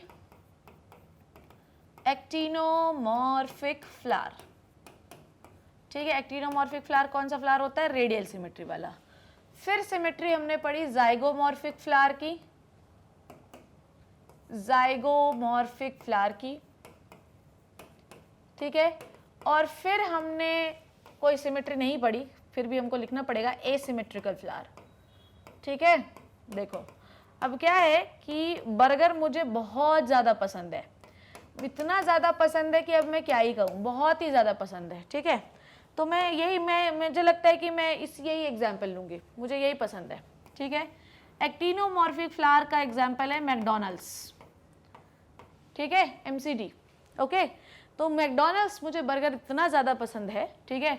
और बर्गर को भी आप कितने भी इक्वल भागों में काट सकते हैं, ठीक है। मुझे और अशोक भैया को खाना है तो मैं ऐसे काट लूँ, ठीक है। पर इतने में सोनू भैया आ गए तो सोनू भैया ने बोला कि मैं ऐसे डिवाइड करूँगी मैम तो नहीं खाऊंगा, तो मैंने बोला चलो ऐसे डिवाइड करते हैं, तो भी दो इक्वल भाग मिले। इतने में कोई एक हर्ष नाम का व्यक्ति आ गया, उसने बोला कि मैं ऐसे नहीं खाऊंगा, तो मैंने बोला ऐसे काट लो, तो ऐसे भी आपको इक्वल भाग मिल जाएंगे। तो जैसे आप बर्गर को डिफरेंट, अगर आप जो जैसा मन करे, जिसका किसी को ऐसा खाना है किसी को ऐसा खाना है, तो आप सेंटर से बस काटते जाइए, आपको डिफरेंट इक्वल पार्ट मिलते जाएंगे। तो मैकडॉनल्ड्स इसका जो है एग्जाम्पल होगा। M से याद रखेंगे मेरे बच्चे सब लोग मस्टर्ड, ठीक है, मस्टर्ड को याद रखेंगे, मस्टर्ड सरसों को याद रखेंगे। C से याद रखेंगे चिली, ठीक है, चिली। और D से याद रखेंगे धतूरा। समझ में आई बात। तो आपको याद रखना है मैकडॉनल्ड्स से एक्टिनोमॉर्फिक रेडियल सिमेट्री फ्लावर का एग्जाम्पल है मैकडॉनल्ड्स, मस्टर्ड, चिली और धतूरा, ठीक है। अब आजकल माँ बाप को क्या लगता है कि बहुत ज़्यादा मेरा बच्चा क्या करता है, पबजी खेलता है, भगवान इस पबजी को कोई काट डाले। और पेरेंट्स की बात जो है भगवान ने सुन ली और पबजी को बैन कर दिया, ठीक है। तो उन्होंने एक मुहिम चलाई कि पबजी को काटो पबजी को, ठीक है। तो पबजी काटो, ठीक है। पबजी काटो से आपको ये याद रखना है, ठीक है। कैसे याद रखेंगे आप, पबजी, P से याद रखिए पी, B से याद रखिए बीन, ठीक है। G से याद रखिए गुआवा, ठीक है। और C से याद रखिए केशिया, ठीक है। तो इसको याद रखेंगे आप, पबजी काटो, बा कैसे लिखते हैं यार, जी कैसे लिखेंगे, जी काटो, ठीक है। तो पबजी काटो से याद आपको रखना है पी, बीन, गुआवा और केशिया, ठीक है। अब हम याद रखते हैं किसका एग्जाम्पल, एसिमेट्री फ्लावर का एग्जाम्पल। इसका एग्जाम्पल है कैना, कैनाबिनस सटाइवा, ठीक है। ये नशे वाला प्लांट होता है, तो नशा करके आदमी को सिमेट्री अपनी समझ में नहीं आती कि कहाँ वहाँ गिर रहा है, इधर उधर क्या कुछ भी बोले जा रहा है किसी को। तो जो भी एसिमेट्री, जिसको अपना होश नहीं, उसका एग्जाम्पल, होश नहीं लिख देती हूँ, उसका एग्जाम्पल है कहना, ठीक है, समझ गए। तो अगर आपसे पूछे तो आप बता सकते हैं, बताइए रेडियल एक्टिनोमॉर्फिक फ्लावर का एग्जाम्पल क्या है, तो आप बोल दो मैकडोनल्ड्स, ठीक है, मस्टर्ड, चिली, धतूरा। जाइगोमॉर्फिक का पबजी को काट डालना है यहाँ पे, पी, बीन, गुआवा और, ठीक है, केशिया। और इस कौन क्या खा के आप झूमते हैं, कहना, कैनाबिनस सटाइवस। थ्योरी पढ़ लेते हैं, आ जाइए, देखिए पढ़ाती हूँ मैं आपको, इसकी थ्योरी पढ़ा दूँ थोड़ी सी, है ना। तो सिमेट्री के आधार पर फ्लावर होता है एक्टिनोमॉर्फिक, ठीक है, इसे आप रेडियल सिमेट्री कहते हैं, मैकडोनल्ड्स, ठीक है, धतूरा, चिली, मस्टर्ड। अब ये मस्टर्ड का एक फ्लावर है, अगर आप इस प्लेन से गुजारते हैं, ध्यान से देखेंगे सब लोग मेरी बात, ठीक है, अगर आप इस प्लेन से फ्लावर को 2 इक्वल भागों में काटोगे, कट सकता है, इस प्लेन से काटोगे, पर प्लेन जो है वो सेंटर से ही होके गुजरना चाहिए, ऐसा नहीं कि यहाँ से गुजार दिए तो 2 इक्वल भाग कैसे बनेंगे। तो आपका प्लेन हमेशा कहाँ से गुजरना चाहिए, सेंटर से गुजरना चाहिए, ऐसे काटोगे तो भी 2 इक्वल भाग। तो एग्जाम्पल हो गया मस्टर्ड, चिली, धतूरा, ठीक है। जाइगोमॉर्फिक फ्लावर, जाइगोमॉर्फिक फ्लावर ये आपको दिख रहा है, आप प्लेन ऑफ डिवीजन सिर्फ सेंटर से गुजारोगे तभी आपको 2 इक्वल भाग मिलेंगे, ऐसा काटोगे तो भी नहीं मिलेगा, ऐसा काटोगे तो भी नहीं मिलेगा। तो आपका प्लेन ऑफ डिवीजन सेंटर से ही गुजरना चाहिए। This is the bilateral symmetry, PUBG काटो, देख रहे हैं आप। नाउ उसके बाद एसिमेट्रिकल, ये कुछ ऐसे फ्लावर हैं, कैसे काटो, ना ऐसे काट सकते तो इक्वल मिलेगा, ना ऐसे काटो तो इक्वल मिलेगा, तो इनको इक्वल मिल करवा पाना इज रियली वेरी डिफिकल्ट, और ऐसे का एग्जाम्पल है कहना, ठीक है। चलिए अब मैं आपको एक और चीज बताती हूँ बच्चों, जिसका नाम है ब्रैक्ट, ठीक है, जिसका नाम है ब्रैक्ट। आ जाइए देखते हैं ब्रैक्ट क्या होता है, what do you mean by bract. ओ ओ ओ, मैंने यहाँ एक चीज नहीं बताई है ना, देखेंगे, इधर आइए, सिंबल की बात करते हैं हम लोग यहीं पर। तो अच्छा, एक कल मेरे पास एक मुझे इंस्टाग्राम पे किसी बच्चे ने मुझे ये मैसेज किया था, और मैंने वो मैसेज पढ़ा और मैं बहुत आश्चर्य में नहीं हुई, क्योंकि जब मैं 11th में थी तो भी मुझे ऐसा ही लगता था। उस बच्चे ने लिखा कि जब मैम आप पढ़ाती हो तो वहाँ तक तो हमें बहुत अच्छे से क्लियर हो जाता है, हमारा एनसीईआरटी और हम जो भी क्वेश्चन सॉल्व करते हैं वो मक्खन हो जाता है, बिल्कुल क्लियर, एकदम एग्जैक्टली यही वर्ड बोले उसने कि हमें एकदम मक्खन हो जाता है, हमें सब समझ में आ जाता है।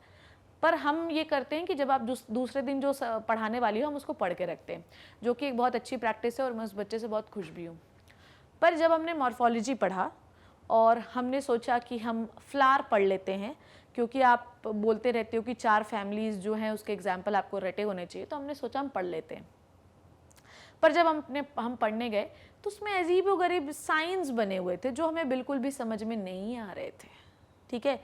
तो अब वो साइन क्या है वो अब आप समझना। देखो, एक्टिनोमॉर्फिक फ्लावर जो है उसकी सिमेट्री क्या होती है, रेडियल सिमेट्री है, ठीक है। एक्टिनोमॉर्फिक फ्लावर का सिंबल क्या होगा, ठीक है, सारे सिंबल आज से ही कॉपी में लिखना आप शुरू कर दें। एक्टिनोमॉर्फिक फ्लावर की सिमेट्री क्या होती है, रेडियल। तो अगर ये एक फ्लावर है तो इसको आप ऐसे काटो, ऐसे काटो, ठीक है, तो 2 इक्वल भाग मिलेंगे। तो इसका जो सिंबल होता है वो ये होता है, ठीक है, this is the symbol, this is the symbol. तो अगर आपको किसी को दिखाना है कि ये फ्लावर रेडियल है तो आप ये बना दो, तो सामने वाला ही समझ जाएगा कि ये रेडियल फ्लावर है। अगर मैं बात करूं जाइगोमॉर्फिक फ्लावर की, ठीक है, किसकी बात करूं बच्चों, जाइगोमॉर्फिक फ्लावर की, ठीक है। अगर मैं बात करूं जाइगोमॉर्फिक फ्लावर की, तो जाइगोमॉर्फिक फ्लावर में क्या होता है कि हमें बायलैटरल सिमेट्री दिखानी होती है।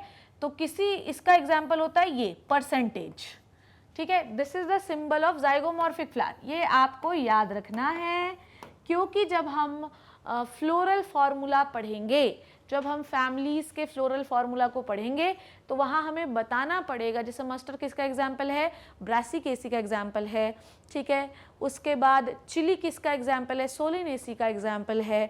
तो मुझे ये पता होना चाहिए कि ब्रासिकेसी और सोलिनेसी इन दोनों में एक्टिनोमॉर्फिक फ्लावर पाए जाते हैं।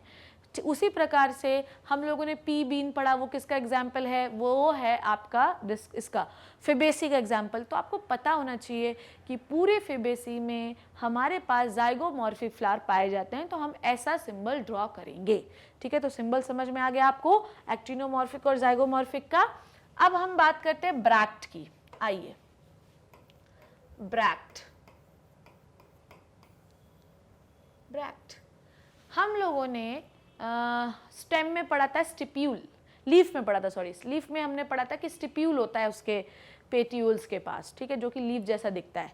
वैसे ही फ्लावर में, ठीक है, ध्यान समझिए, जैसे मान लीजिए कि ये मैंने एक थैलेमस बना लिया, ठीक है, ये मैंने एक थैलेमस बना लिया, ठीक है, थैलेमस के ऊपर मैंने अपने फ्लावरिंग पार्ट जोड़ दिए, ठीक है, ये मैंने स्टेमन बना लिया, ये मैंने ओवरी बना ली, ठीक है, ये मैंने ओवरी बना ली।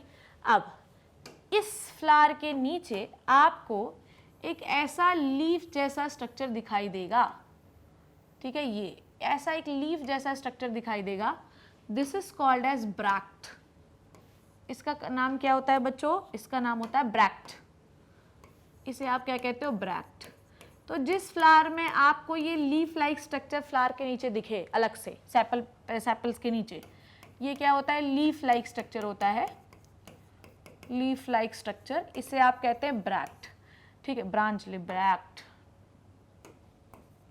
इसे आप कहते हो ब्रैक्ट, इसे आप कहते हो, अरे यार, इसे आप कहते हो ब्रैक्ट। तो जिन फ्लावर में ब्रैक्ट प्रेजेंट होगा, ध्यान से समझिए, जिन फ्लावर में ब्रैक्ट प्रेजेंट होगा उसे हम कहते हैं ब्रैक्टिएट। जिन फ्लावर में ब्रैक्ट प्रेजेंट होगा उन्हें हम कहते हैं ब्रैक्टिएट। जिन फ्लावर में ब्रैक्ट एब्सेंट होगा, जिन फ्लावर में ब्रैक्ट एब्सेंट होगा उन्हें हम कहते हैं ई ब्रैक्टिएट, ठीक है, क्या कहते हैं? ई ब्रैक्टिएट। क्या कहते हैं बच्चों? ई ब्रैक्टिएट कहते हैं। ब्रैक्टिएट है तो आप उसे शो करोगे बी आर से। किससे शो करोगे? बी आर से। और ब्रैक्ट नहीं है तो उसे हम ई बी आर से शो करेंगे, ठीक है। ये दोनों को मैं सर्कल लगा देती हूँ। ब्रैक्ट है तो बी आर से शो करोगे, ब्रैक्ट नहीं है तो ई बी आर से शो करोगे। सो ब्रैक्ट फ्लावर के नीचे एक लीफ लाइक जैसा स्ट्रक्चर पाया जाता है। इसका फंक्शन जो है वो जानने की जरूरत नहीं है, हालांकि इसका बहुत कोई फंक्शन होता नहीं है, ठीक है। कभी कभी फोटोसिंथेसिस कर सकता है और कभी कभी इंसेक्ट अट्रैक्ट कर सकता है। तो अगर ब्रैक्ट है तो इसे कहते हैं ब्रैक्टिएट, ब्रैक्ट नहीं है तो ई ब्रैक्टिएट। ब्रैक्ट होगा तो सिंबल बनाओगे बी आर, अगर ब्रैक्ट नहीं होगा तो सिंबल बनाओगे ई बी आर। डन। इतनी बात आप लोगों को क्लियर हो गई? ब्रैक्ट का समझ में आपको? It is the leaf like structure present below the whorl of sepal. Sepal बना देती हूँ यहाँ पर तो मेरे बच्चों को और क्लियर हो जाएगा। सो दिस इज द सेपल। ये क्या हो गया? सेपल। तो इसके डेफिनेशन में क्या लिख सकती हूँ? लीफ लाइक स्ट्रक्चर, आप लोग भी कॉपी में लिख लीजिए, leaf like structure present below the whorl of, whorl मतलब क्या होता है? रोल मतलब ग्रुप, वर्ल ऑफ सेपल्स, ठीक है, वर्ल ऑफ सेपल्स। तो जिनके पास होगा ब्रैक्टिएट बी आर से शो करेंगे, जिसके पास नहीं होगा उसको ई ब्रैक्टिएट। चलो भैया, अब मैं आपको बताती हूँ types of flower on the basis of position of ovary. Types of flower on the basis of position of ovary. Ovary की पोजीशन के आधार पर फ्लावर। आई बात समझ में? ठीक है, ओवरी की पोजीशन के आधार पर फ्लावर, ठीक है। यहाँ पर क्या दिया हुआ है ध्यान से देखिएगा। कहाँ पे थे यार? अभी मैं आपको पेरियंथ के बारे में बताना बचा है मुझे, ठीक है, ध्यान से देखिए। वी हैव बेसिकली, यहाँ पर दिया नहीं हुआ है बट मैं आपको बता देती हूँ यहाँ पर अभी, ना चलो। सो वी हैव यहाँ पे दिया नहीं है बट मैं आपको समझा देती हूँ क्योंकि आपको पढ़ना है, ठीक है। So basically we have 3 types of ovary, ठीक है। हमारे पास 3 प्रकार की ओवरी होती है। नंबर 1 इज द हाइपोगाइनस, ठीक है। फिर है पेरीगाइनस, और फिर है एपिगाइनस। इसको ध्यान से देखिएगा क्योंकि इसके नोट्स ना उस स्लाइड में लिखे नहीं है तो आपको ध्यान से देखना पड़ेगा। देखो, हमको टाइप्स ऑफ फ्लावर पढ़ना है on the basis of position of ovary. ये क्या है ध्यान से देखो। अगर हम किसी ओवरी का पोजीशन देख रहे हैं तो किसके रिस्पेक्ट में देख रहे हैं? बोलिए। जैसे कि मान लीजिए कि यहाँ पर मैंने एक थैलेमस बनाया, ठीक है, मैंने क्या बनाया, एक थैलेमस बना लिया, ठीक है। इस थैलेमस के ऊपर मैंने अपने फ्लावर उगा लिए, ठीक है, मैंने इसमें अपने फ्लावर उगा लिए, ये अपना स्टेमन बना लिया और बीच में मैंने अपनी ओवरी बना ली, ठीक है। अभी ध्यान समझना, क्योंकि यहाँ पर आपको क्या समझाना है, अभी डायग्राम पे मत जाइए। देखो, हम यहाँ पर सेपल बना लो, ठीक है, तो ये हो गया सेपल, ये हो गया पेटल, ये हो गया एंथर या स्टेमन और ये हो गई ओवरी। अब इस ओवरी की पोजीशन, ये दिस इज द ओवरी, ठीक है, ये है ओवरी, ठीक है, ये स्टाइलोस्टिग्मा है। तो ओवरी का पोजीशन देखना है with respect of what, sepal and petal. समझ में आई बात, सेपल एंड पेटल। तो यहाँ पर हमें ये देखना है कि अगर हम किसी टाइप्स ऑफ फ्लावर बता रहे हैं तो किसके रिस्पेक्ट पे बता रहे हैं, ठीक है। सो यहाँ पर we are going to talk about the types of flower on the basis of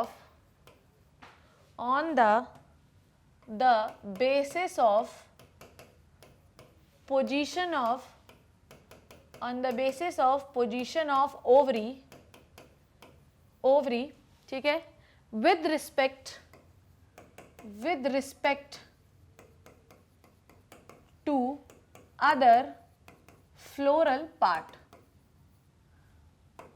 with respect to other floral part. क्या समझा मेरे बच्चों ने कि मुझे अगर टाइप्स ऑफ फ्लावर बताना है किसके पोजीशन के आधार पर, ओवरी की पोजीशन के आधार पर, तो मेरे पास 3 प्रकार के फ्लावर हो सकते हैं, हाइपोगाइनस, पेरीगाइनस, एपीगाइनस। डन। सबसे पहले मैं आपको कौन सा फ्लावर बताती हूँ, सबसे पहले यहाँ पर जगह नहीं है, यहाँ पे बताती हूँ। सबसे पहले मैं आपको बताती हूँ हाइपोगाइनस फ्लावर, ठीक है। क्या बताती हूं मैं, हाइपोगाइनस फ्लावर। अब आप लोगों को सुनने में ऐसा लग रहा होगा, कि हाइपोगाइनस फ्लावर है तो इसमें जो ओवरी होगी वो नीचे की ओर होगी, ठीक है। पर हम जब इस प्रकार के टाइप्स ऑफ फ्लावर की बात करते हैं on the basis of position of ovary, तो हम पता है क्या देखते हैं, हम ये देखते हैं कि उसके अदर पार्ट ओवरी से ऊपर है या ओवरी से नीचे है। क्या समझा मेरे बच्चों ने मेरी बात को?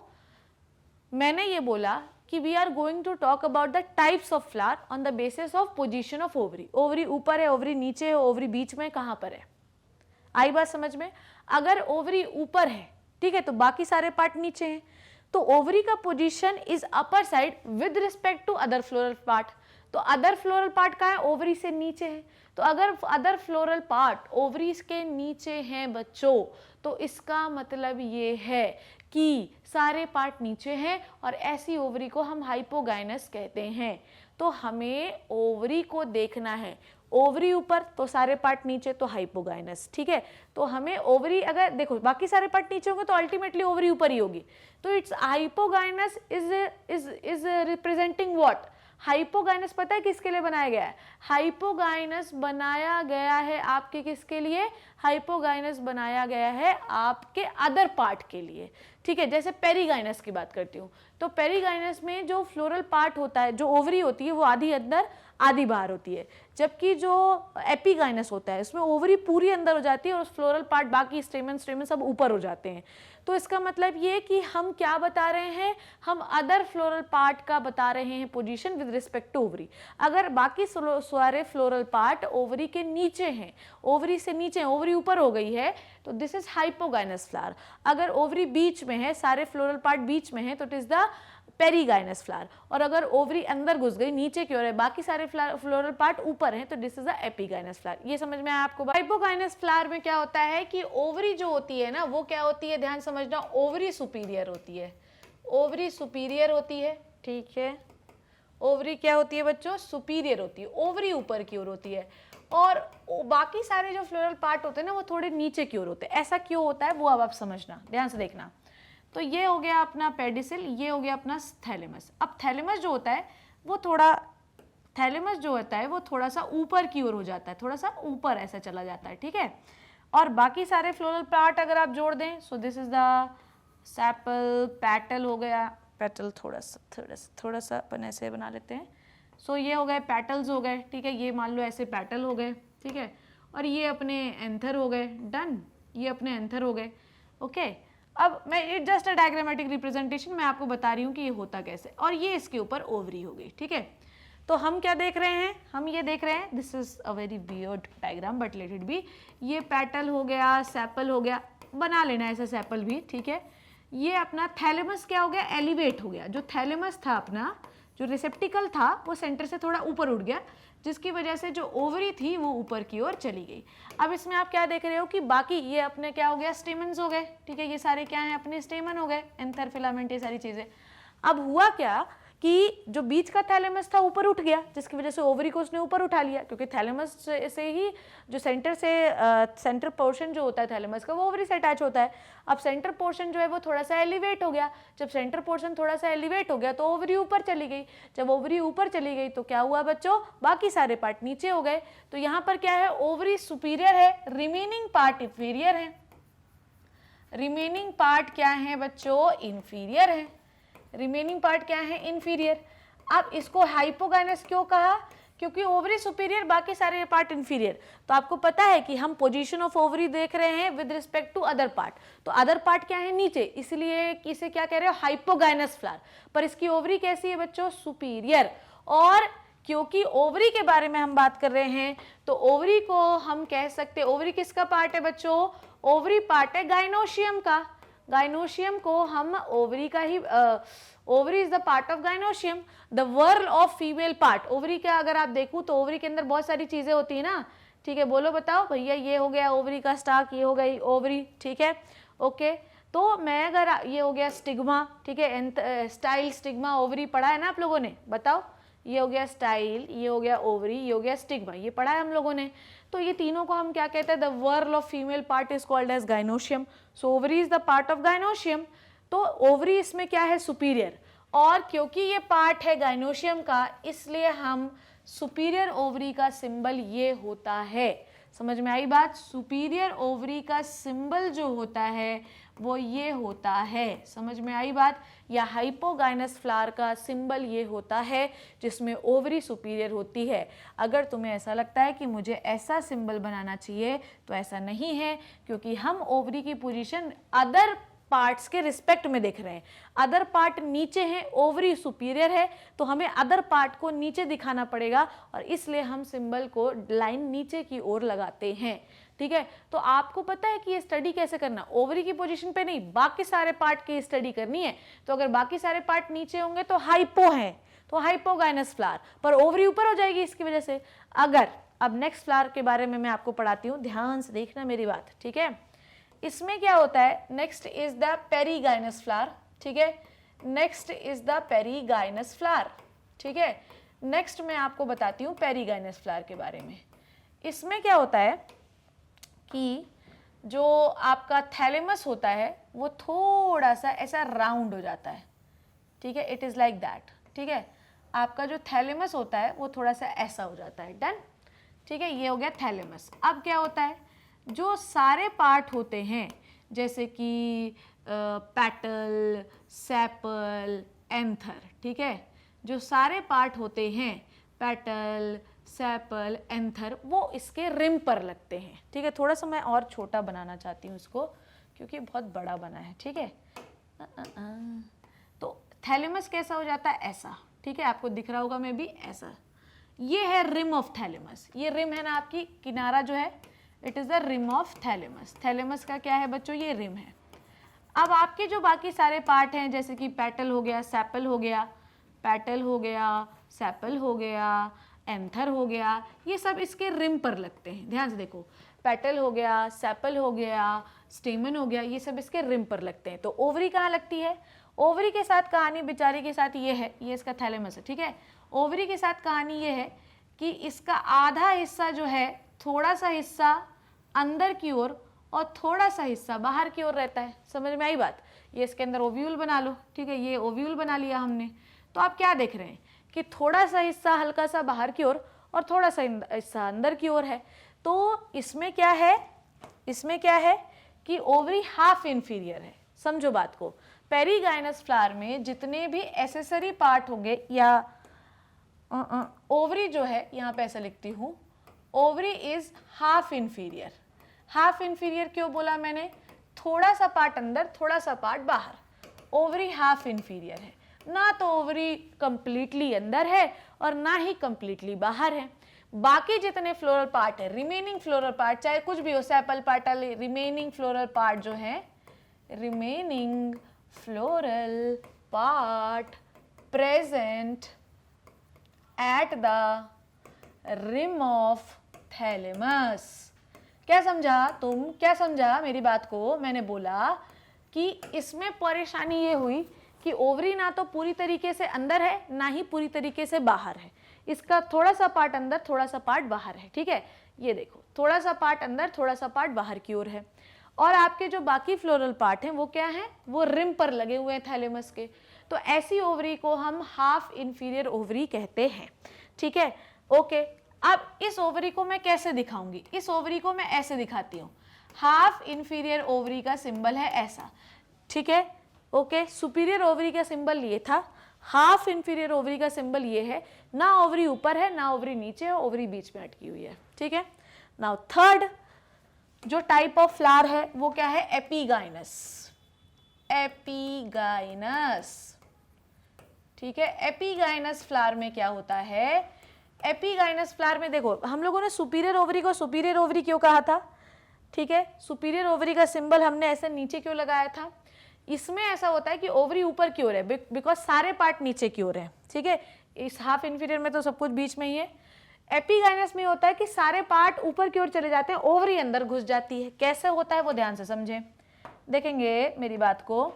सो यहाँ पर क्या होता है कि थैलेमस ने एक चाल चली, थैलेमस ने एक चाल चली तो उसने क्या किया? अरे यार, थैलेमस ने जब एक चाल चली तो उसने पूरा इस तरीके से क्लोज कर लिया। डन, थैलेमस ने इस तरीके से अपने आप को क्लोज कर लिया। अब ओवरी मेरे लाल, मेरे बच्चों, मेरे लाल पीले नीले गुलाबी, ओवरी जो है ना वो इसके अंदर आ गई। और जितने फ्लोरल पार्ट थे ना मेरे बच्चों, ठीक है ना, ये जितने फ्लोरल पार्ट हैं ये सारे फ्लोरल पार्ट हो गए, ठीक है। ये हो गई ओवरी और जितने फ्लोरल पार्ट हैं वो इसके ऊपर हो गए, ठीक है। तो ये होती है एपिगाइनस फ्लावर। कैसे होते हैं ये एपिगाइनस फ्लावर? एपिगाइनस फ्लावर में जो ओवरी होती है, ठीक, totally enclosed by the thalamus. समझे मेरी बात को? क्या बोला मैंने? ठीक है, तीन बहुत इंपॉर्टेंट चीज बता रही हूं मैं। देखो बेटा, देखो एग्जाम्पल तुमको आ सकता है। अगर ये आ गया तुमसे सवाल नहीं बनेगा, और अगर नहीं बनेगा तो फिर ये मान लो कि फिर जीवन में पढ़ने का मतलब ही नहीं है, ठीक है। तो अगर क्लास में आए हो, ठीक है, दुनिया में आए हो तो लव करना पड़ेगा, क्लास में आए हो तो पढ़ना पड़ेगा, ठीक है। तो ऐसा है कि ये चीज़ जो मैं आपको बता रही हूँ, नीट में इससे सवाल आएगा। फिर उसके बाद जो है अपना मुंडा फोड़ते बैठे रहना कि मैं पढ़ लेता उस दिन तो अच्छा रहता, मैडम बता रही थी। तो हाइपोगाइनस फ्लावर वो होता है जिसमें ओवरी ऊपर, बाकी सारी चीज़ें। आपको देखना क्या है पता है मेरे लाल? आपको देखना ओवरी नहीं देखो, आप बाकी सारे पार्ट्स को देखो। हाइपो का मतलब होता है नीचे, क्या नीचे? बाकी सारे पार्ट नीचे, बाकी सारे पार्ट नीचे तो सब ओवरी ऊपर। अगर मैं पेरिगाइनस बोल रही हूँ तो बाकी सारे पार्ट जो हैं वो भी अधर पे लटके हुए हैं, ओवरी भी अधर पे लटकी हुई है बीचों बीच, ठीक है। और एपिगाइनस मतलब, एपी मतलब ऊपर, तो सारे पार्ट ऊपर की ओर चले गए, ठीक है, और ओवरी नीचे की ओर आ गए। डन डन डन डन, ठीक है। अब मैं आपको बताती हूँ, ठीक है, इसके एग्जाम्पल, ठीक है। एग्जाम्पल देख लो भैया, टाइप्स ऑफ फ्लावर ओवरी के आधार पर मैं एग्जाम्पल बता देती हूँ सीधा।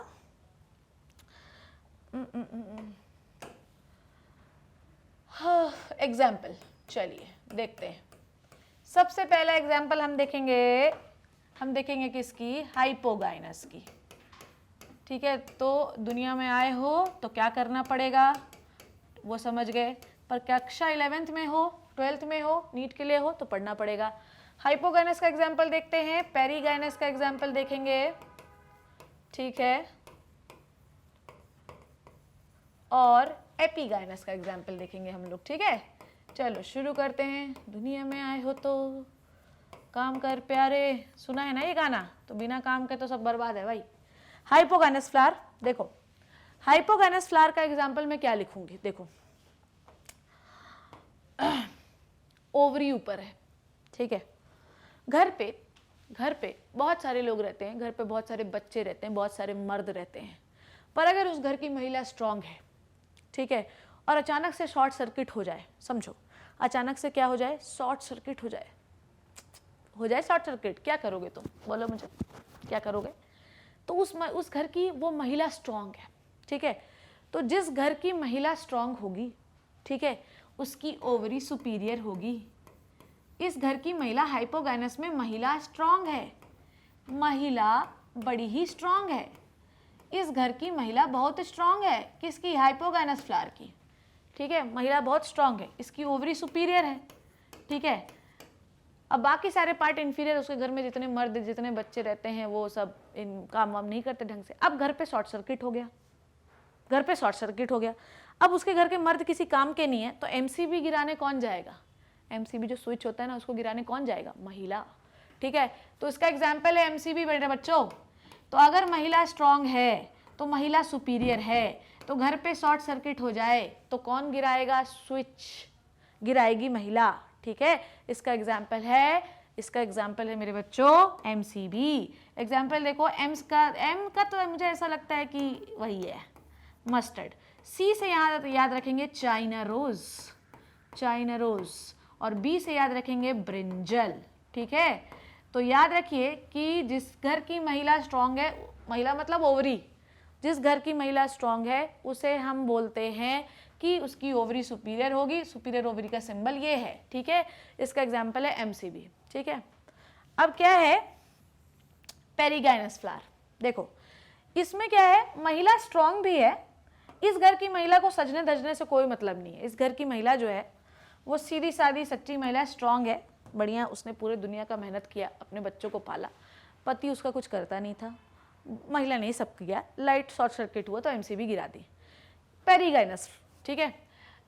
ये महिला ऐसी है कि इसको ना स्ट्रांग भी है और नहीं भी है, इसका मतलब ये कि ओवरीज की हाफ इंफीरियर है, ना तो बहुत ज़्यादा स्ट्रांग है ना तो बहुत ज़्यादा फ्री है, ठीक है, मतलब ना तो बहुत ज़्यादा कमज़ोर ना तो बहुत ज़्यादा स्ट्रांग।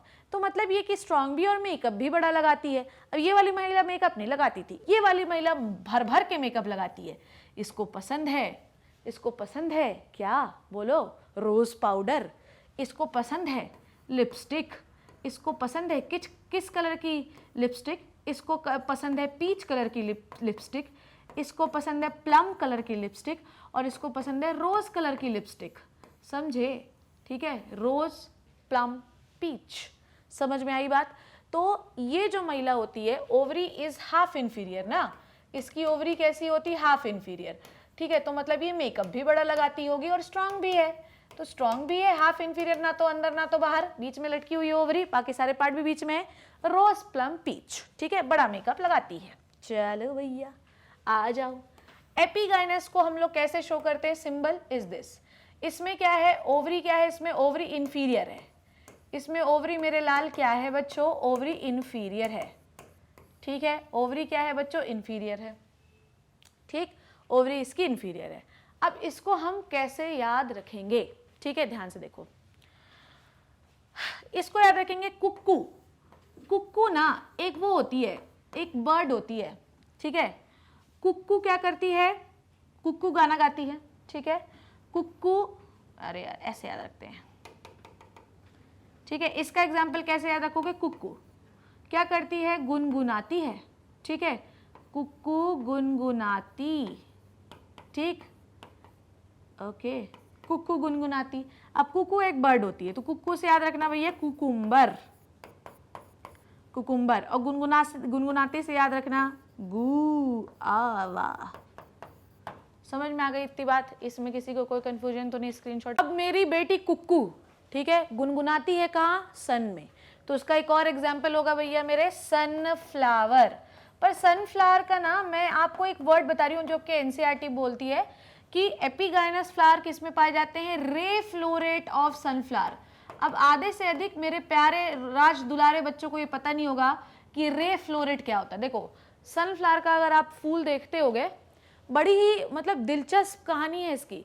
हम लोग जब किसी को सनफ्लावर देते हैं, लो मैं तुमसे प्यार करता हूँ, तो सन वो सामने वाले को नहीं समझ में आता क्या है, पर कोई बात नहीं है, अगली बार जब तुम देना कि लो मैं तुमसे प्यार करता हूँ तो तुम्हें पता होना चाहिए, उसको समझाना देते समय कि देखो बेटा ऐसा है, देखो प्रियतमा ऐसा है कि जो पीछे बाजू में पत्तियां लगी ना पीली पीली, ये अलग फ्लावर है, और जो सेंटर पे डार्क ब्राउन कलर का लगा है ना, ये अलग फ्लावर है। तो ये समझना कि मैं तुमसे डबल प्यार करता हूँ या करती हूँ, क्योंकि मैं तुम्हें सनफ्लावर का फूल दे रही हूँ, क्योंकि सनफ्लावर जो है वो डबल फ्लावर का पावर है उसमें, इसलिए सनफ्लावर को तोड़कर आप कहीं भी फेंक देंगे उसकी पत्ती, उसका सेंटर पार्ट, उससे नए फ्लावर बन जाते हैं। सनफ्लावर, मैरीगोल्ड इसका एग्जाम्पल है। तो कुक्कू गुनगुनाती है सन पे, कुक्कू, कुकुम्बर, गुआवा और सनफ्लावर। डन, इतनी बात क्लियर हो गई। अब आपको पता है कि आपके एनसीईआरटी में जो 4 फैमिली दी हुई है, ब्रैसिकेसी, लिलिएसी, सोलेनेसी और कौन सी दी है, फिबेसी, ये तीनों का, ये जो 4 फैमिलीज आपको दी हैं, इनके फ्लावर, सारे के फ्लावर हाइपोगाइनस होते हैं। डन, मेरे बच्चों को इतनी बात क्लियर हो गई ना। डन, चलो ये बात क्लियर हो गई। आइए अब क्या पढ़ाऊं मैं तुम लोगों को यार। तो फ्लावर का टाइप हम लोग समझ गए कि फ्लावर कितने कितने टाइप के हो सकते हैं, on the basis of reproductive structure, on the basis of isomery, on the basis of symmetry, on the basis of position of ovary. चलो अब मैं थोड़ी सी इसकी आपको इमेजेस दिखा दूं जिससे मेरे बच्चों को और ज़्यादा चीज़ें क्लियर हो जाएं। आ जाओ देखो क्या है, आ जाओ देखो, चालू हो जाने दो। चलो एक और चीज जो मैं आपको बता रही थी, इसके बाद हम लोग क्या पढ़ने वाले हैं, इसके बाद we are going to talk about the calyx and corolla. चलो सो देखते हैं कहाँ पर थे हम लोग यार, है ना, सिमेट्री हो गई थी हमारी। चलो, flower in which margin grow upward enclosing the ovary completely, this is called as getting fused. ठीक है, और ऐसी ओवरी को हम कैसे क्या कहते हैं बच्चों, ऐसे फ्लावर को हम क्या कहते हैं, एपीगाइनस। ठीक है, ये देखो लिखा भी हुआ है। अगर ओवरी टोटली इनक्लोज हो जाए थैलेमस से, this is called as epigynous flower. अगर ओवरी ऊपर है, बाकी सारे पार्ट नीचे, it is called as inferior. ठीक है, जैसे मैंने इंफीरियर ओवरी का आपको एग्जाम्पल जो है वो क्या बताया है। ठीक है, इंफीरियर ओवरी का, एक सेकेंड, एपिगाइनस का मैंने आपको एग्जाम्पल क्या बताया, एनसीईआरटी आ जाओ एक सेकेंड, इसमें कुछ हो सकता है, मैं आपको सीधे एनसीईआरटी में लेके चलती हूँ, मैं एनसीईआरटी लेके आई हूँ आज तुम लोग के लिए। चलो देखो, okay okay okay okay okay okay, this is, चलो मैं आपको एनसीईआरटी सीधे दिखाती हूँ, then will correct the examples. अरे यार ये रहा, चलो देखो, on the basis of position of calyx, corolla, androecium in respect to the ovary. ठीक है, हमने बोला the position of ovary with respect to other part, या position of these part with respect to ovary, बात वही है। ठीक है, the flower are described as hypogynous, perigynous, epigynous. ठीक है, वो सुधार लेना, वहाँ पर मैंने आपको बोला है the position of ovary with respect to ovary, यहाँ बोल रहा है the position of calyx, corolla, androecium in respect to ovary. ठीक है, तो हालांकि मैंने तो ये आपको समझाया ही है कि हमें ओवरी की पोजीशन नहीं देखनी है, हमें सब की पोजीशन देखनी है विद रिस्पेक्ट टू ओवरी। ठीक है, यहाँ पे मैं आपको सुधार के लिख भी देती हूँ। ठीक है, बात वही होती है, पर ठीक है, जो आपके एनसीईआरटी में डेफिनेशन दिया हुआ है वो देख लो जरा। हाँ, द पोजीशन ऑफ ऐसा लिख देती हूँ, position of floral part, androecium, gynoecium, calyx, Corolla, सब विद रिस्पेक्ट टू ओवरी, बात वही होती है विद रिस्पेक्ट टू ओवरी, पर यहाँ से आप लोगों को और ज़्यादा क्लियर हो जाएगा कि हमें इनकी पोजीशन देखनी है विद रिस्पेक्ट टू ओवरी। अगर इनकी पोजीशन नीचे है तो ओवरी इंफीरियर, इनकी पोजीशन बीच में है तो ओवरी पेरीगाइनस, हाफ इंफीरियर, अगर इनकी पोजीशन ऊपर है ओवरी नीचे तो इट इज ओवरी का position inferior. It's said to be hypogynous. The flower gynoecium occupies the height position while other parts are situated below it. ठीक है, such flower is called as superior. Example is mustard, China rose and brinjal. ठीक है, ये बड़ा बताया मैंने आपको। If gynoecium is situated center and other part of flora are located on the rim of thalamus, ये मैंने आपको बताया कि ओवरी सेंटर पर है, बाकी सारे जो हैं वो रिम पर है। This flower is called as perigynous and इस ओवरी को हम हाफ इंफीरियर कहते हैं, rose plum peach. Okay, epigynous flower, the margin of thalamus grow upward, enclose the ovary completely and getting fused with it, other part of flower arises above the ovary. ठीक है, तो जो fusion हुआ है thalamus का ऊपर, उसके ऊपर सारे पार्ट ग्रो करेंगे, जिसका एग्जाम्पल मैंने आपको बताया गुआवा, कुकुम्बर एंड रे फ्लोरेट ऑफ द सनफ्लावर। ठीक है, चलिए अब अपन स्लाइड पे आ जाते हैं, क्या कह रही हूँ मैं। हाँ, तो ऐसी ओवरी को हम इन्फीरियर ही तो कहते, सही तो लिखा था वहाँ पे। चलो ये हो गया, कहाँ थे यार, ओके हाँ, तो ऐसी ओवरी को हम क्या कहते हैं, इन्फीरियर कहते हैं। इसका एग्जांपल गुआवा, कुकुम्बर की जितनी फैमिली, बिटरगर्ड, लौकी, कद्दू, वाटरमेलन, सब इसके हैं, ठीक है, ओके। चलिए अब मैं एक इमेज भी लेके आई हूँ जिससे आपको और ज़्यादा क्लियर हो जाएगा। ध्यान से देखो, हाइपोगाइनस फ्लावर में जो ओवरी है वो सारे पार्ट के थोड़ा सा ऊपर की ओर दिखाई दे रही है। So this is the hypogynous flower, बाकी सारे पार्ट आपको नीचे दिखाई दे रहे हैं। पेरीगाइनस में आपने देखा, पेरीगाइनस में आप देख रहे हो कि थोड़ा सा पार्ट ऊपर है, थोड़ा सा पार्ट नीचे है, ठीक है, और ओवरी या कह सकते हो सेंटर पे। This is the perigynous flower. इसमें आप देख रहे हो कि ओवरी जो है वो बिल्कुल ही क्या हो गई है, अंदर की ओर घुस गई। यहाँ पर अगर आप देखो, दिस इज द सेपल, यहाँ पर सेपल जो है वो नीचे की ओर दिखाई दे रहा, ओवरी ऊपर की ओर दिखाई दे रही है। यहाँ पर सेपल जो है वो यहाँ सेंटर पर दिखाई दे रहा है, तो ओवरी सेंटर पे है। यहाँ पर अगर आप देखो तो सेपल ऊपर, ओवरी नीचे, तो ये है एपिगाइनस फ्लावर। डन, मेरे बच्चों को ये सारी कहानी क्लियर हो गई। तो ये हुआ position of floral part on the thalamus. So हमने अभी तक क्या पढ़ा, हमने पढ़ा types of flower on the basis of their presence of sexual organ. If both the sexual organ, male and female, present into the flower, this flower is called as bisexual flower. If one part, either male or female present, it is called as unisexual flower. It may be staminode और pistillate, ठीक है।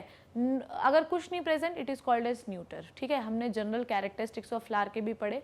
Flower एक modified shoot क्यों है, compress shoot क्यों है, ये भी हमने पढ़ा। हमने ये पढ़ा दूसरा क्लासिफिकेशन टाइप्स ऑफ फ्लावर का on the basis of symmetry. It may B zygomorphic, actinomorphic, asymmetrical, ठीक है। फिर हम लोगों ने क्लासिफिकेशन पढ़ा किसके आधार पर, on the basis of isomery. It may be tetramerous, pentamerous और ट्राइमेरस। हमने क्लासिफिकेशन पढ़ा on the basis of presence of और द पोजीशन ऑफ ओवरी, ठीक है। और हमने पढ़ा position of ovary with respect of what, with respect to other floral part. आपके एनसीईआरटी में दिया हुआ है कि हमें पढ़ना है presence of floral part with respect to ovary. तो फ्लोरल पार्ट अगर ओवरी के नीचे हैं तो हाइपोगाइनस फ्लावर, फ्लोरल पार्ट अगर ओवरी के बीचों बीच हैं पेरीगाइनस फ्लावर, अगर फ्लोरल पार्ट ओवरी के ऊपर हैं देन एपिगाइनस फ्लावर, ठीक है। तो हमने ये कंप्लीट कर लिया है और इसकी मैंने आपको एनसीईआरटी में डिस्कस कर दी। एनसीईआरटी जब मैं बूटी बनाऊंगी तो एक बार और डिस्कस करूंगी। तो आज की क्लास में मैंने आपको ये सारी चीज़ें पढ़ाई हैं। मुझे ये उम्मीद है कि जितना मैंने ये सब कुछ आपको पढ़ाया है वो कहानी आपको क्लियर हो गई होगी, ठीक है। नाउ बच्चों, हमें अब क्या पढ़ना है, तो मैंने आपको classification of flower with the general characteristics बता दिया है, ठीक है। नेक्स्ट क्लास में हम बात करेंगे किसके बारे में, हम बात करेंगे कैलिक्स के बारे में। कैलिक्स कैसा होता है, फ्री होता है, फ्यूज्ड होता है। कोरोला के बारे में फ्री होता है, फ्यूज्ड होता है। पेरियंथ के बारे में, मतलब टेपल्स के बारे में बात करेंगे। और हम बात करेंगे नेक्स्ट क्लास में एस्टिवेशन के बारे में, ठीक है। तो मेरे ख्याल से नेक्स्ट, और फिर हम एंडोशियम और गाइनोशियम के बारे में बात करेंगे। तो नेक्स्ट क्लास में फिर ये एक आध डेढ़ पौने 2 घंटे का लेक्चर जाएगा, एक साथ बनाऊंगी तो आपको बहुत ज़्यादा कन्फ्यूजन शुरू हो जाएगा। तो आज की क्लास में हमने फ्लावर का general characteristics with the classification of flower पढ़ा। मुझे जो कहानी थी सुनानी, वही मैं ये उम्मीद कर रही हूँ कि आपको अच्छे से समझ में आ गई होगी। See in the next session with the detail of other detail of flower, फिर हम प्रेजेंटेशन डील करेंगे। तब तक, जब तक मैं आती नहीं तब तक तुम्हें ये रट के ख़त्म कर देना है। सी इन द नेक्स्ट सेशन, तब तक घर पे रहिए, सेफ रहिए, अपना ध्यान रखिए। Thank you so much, bye bye.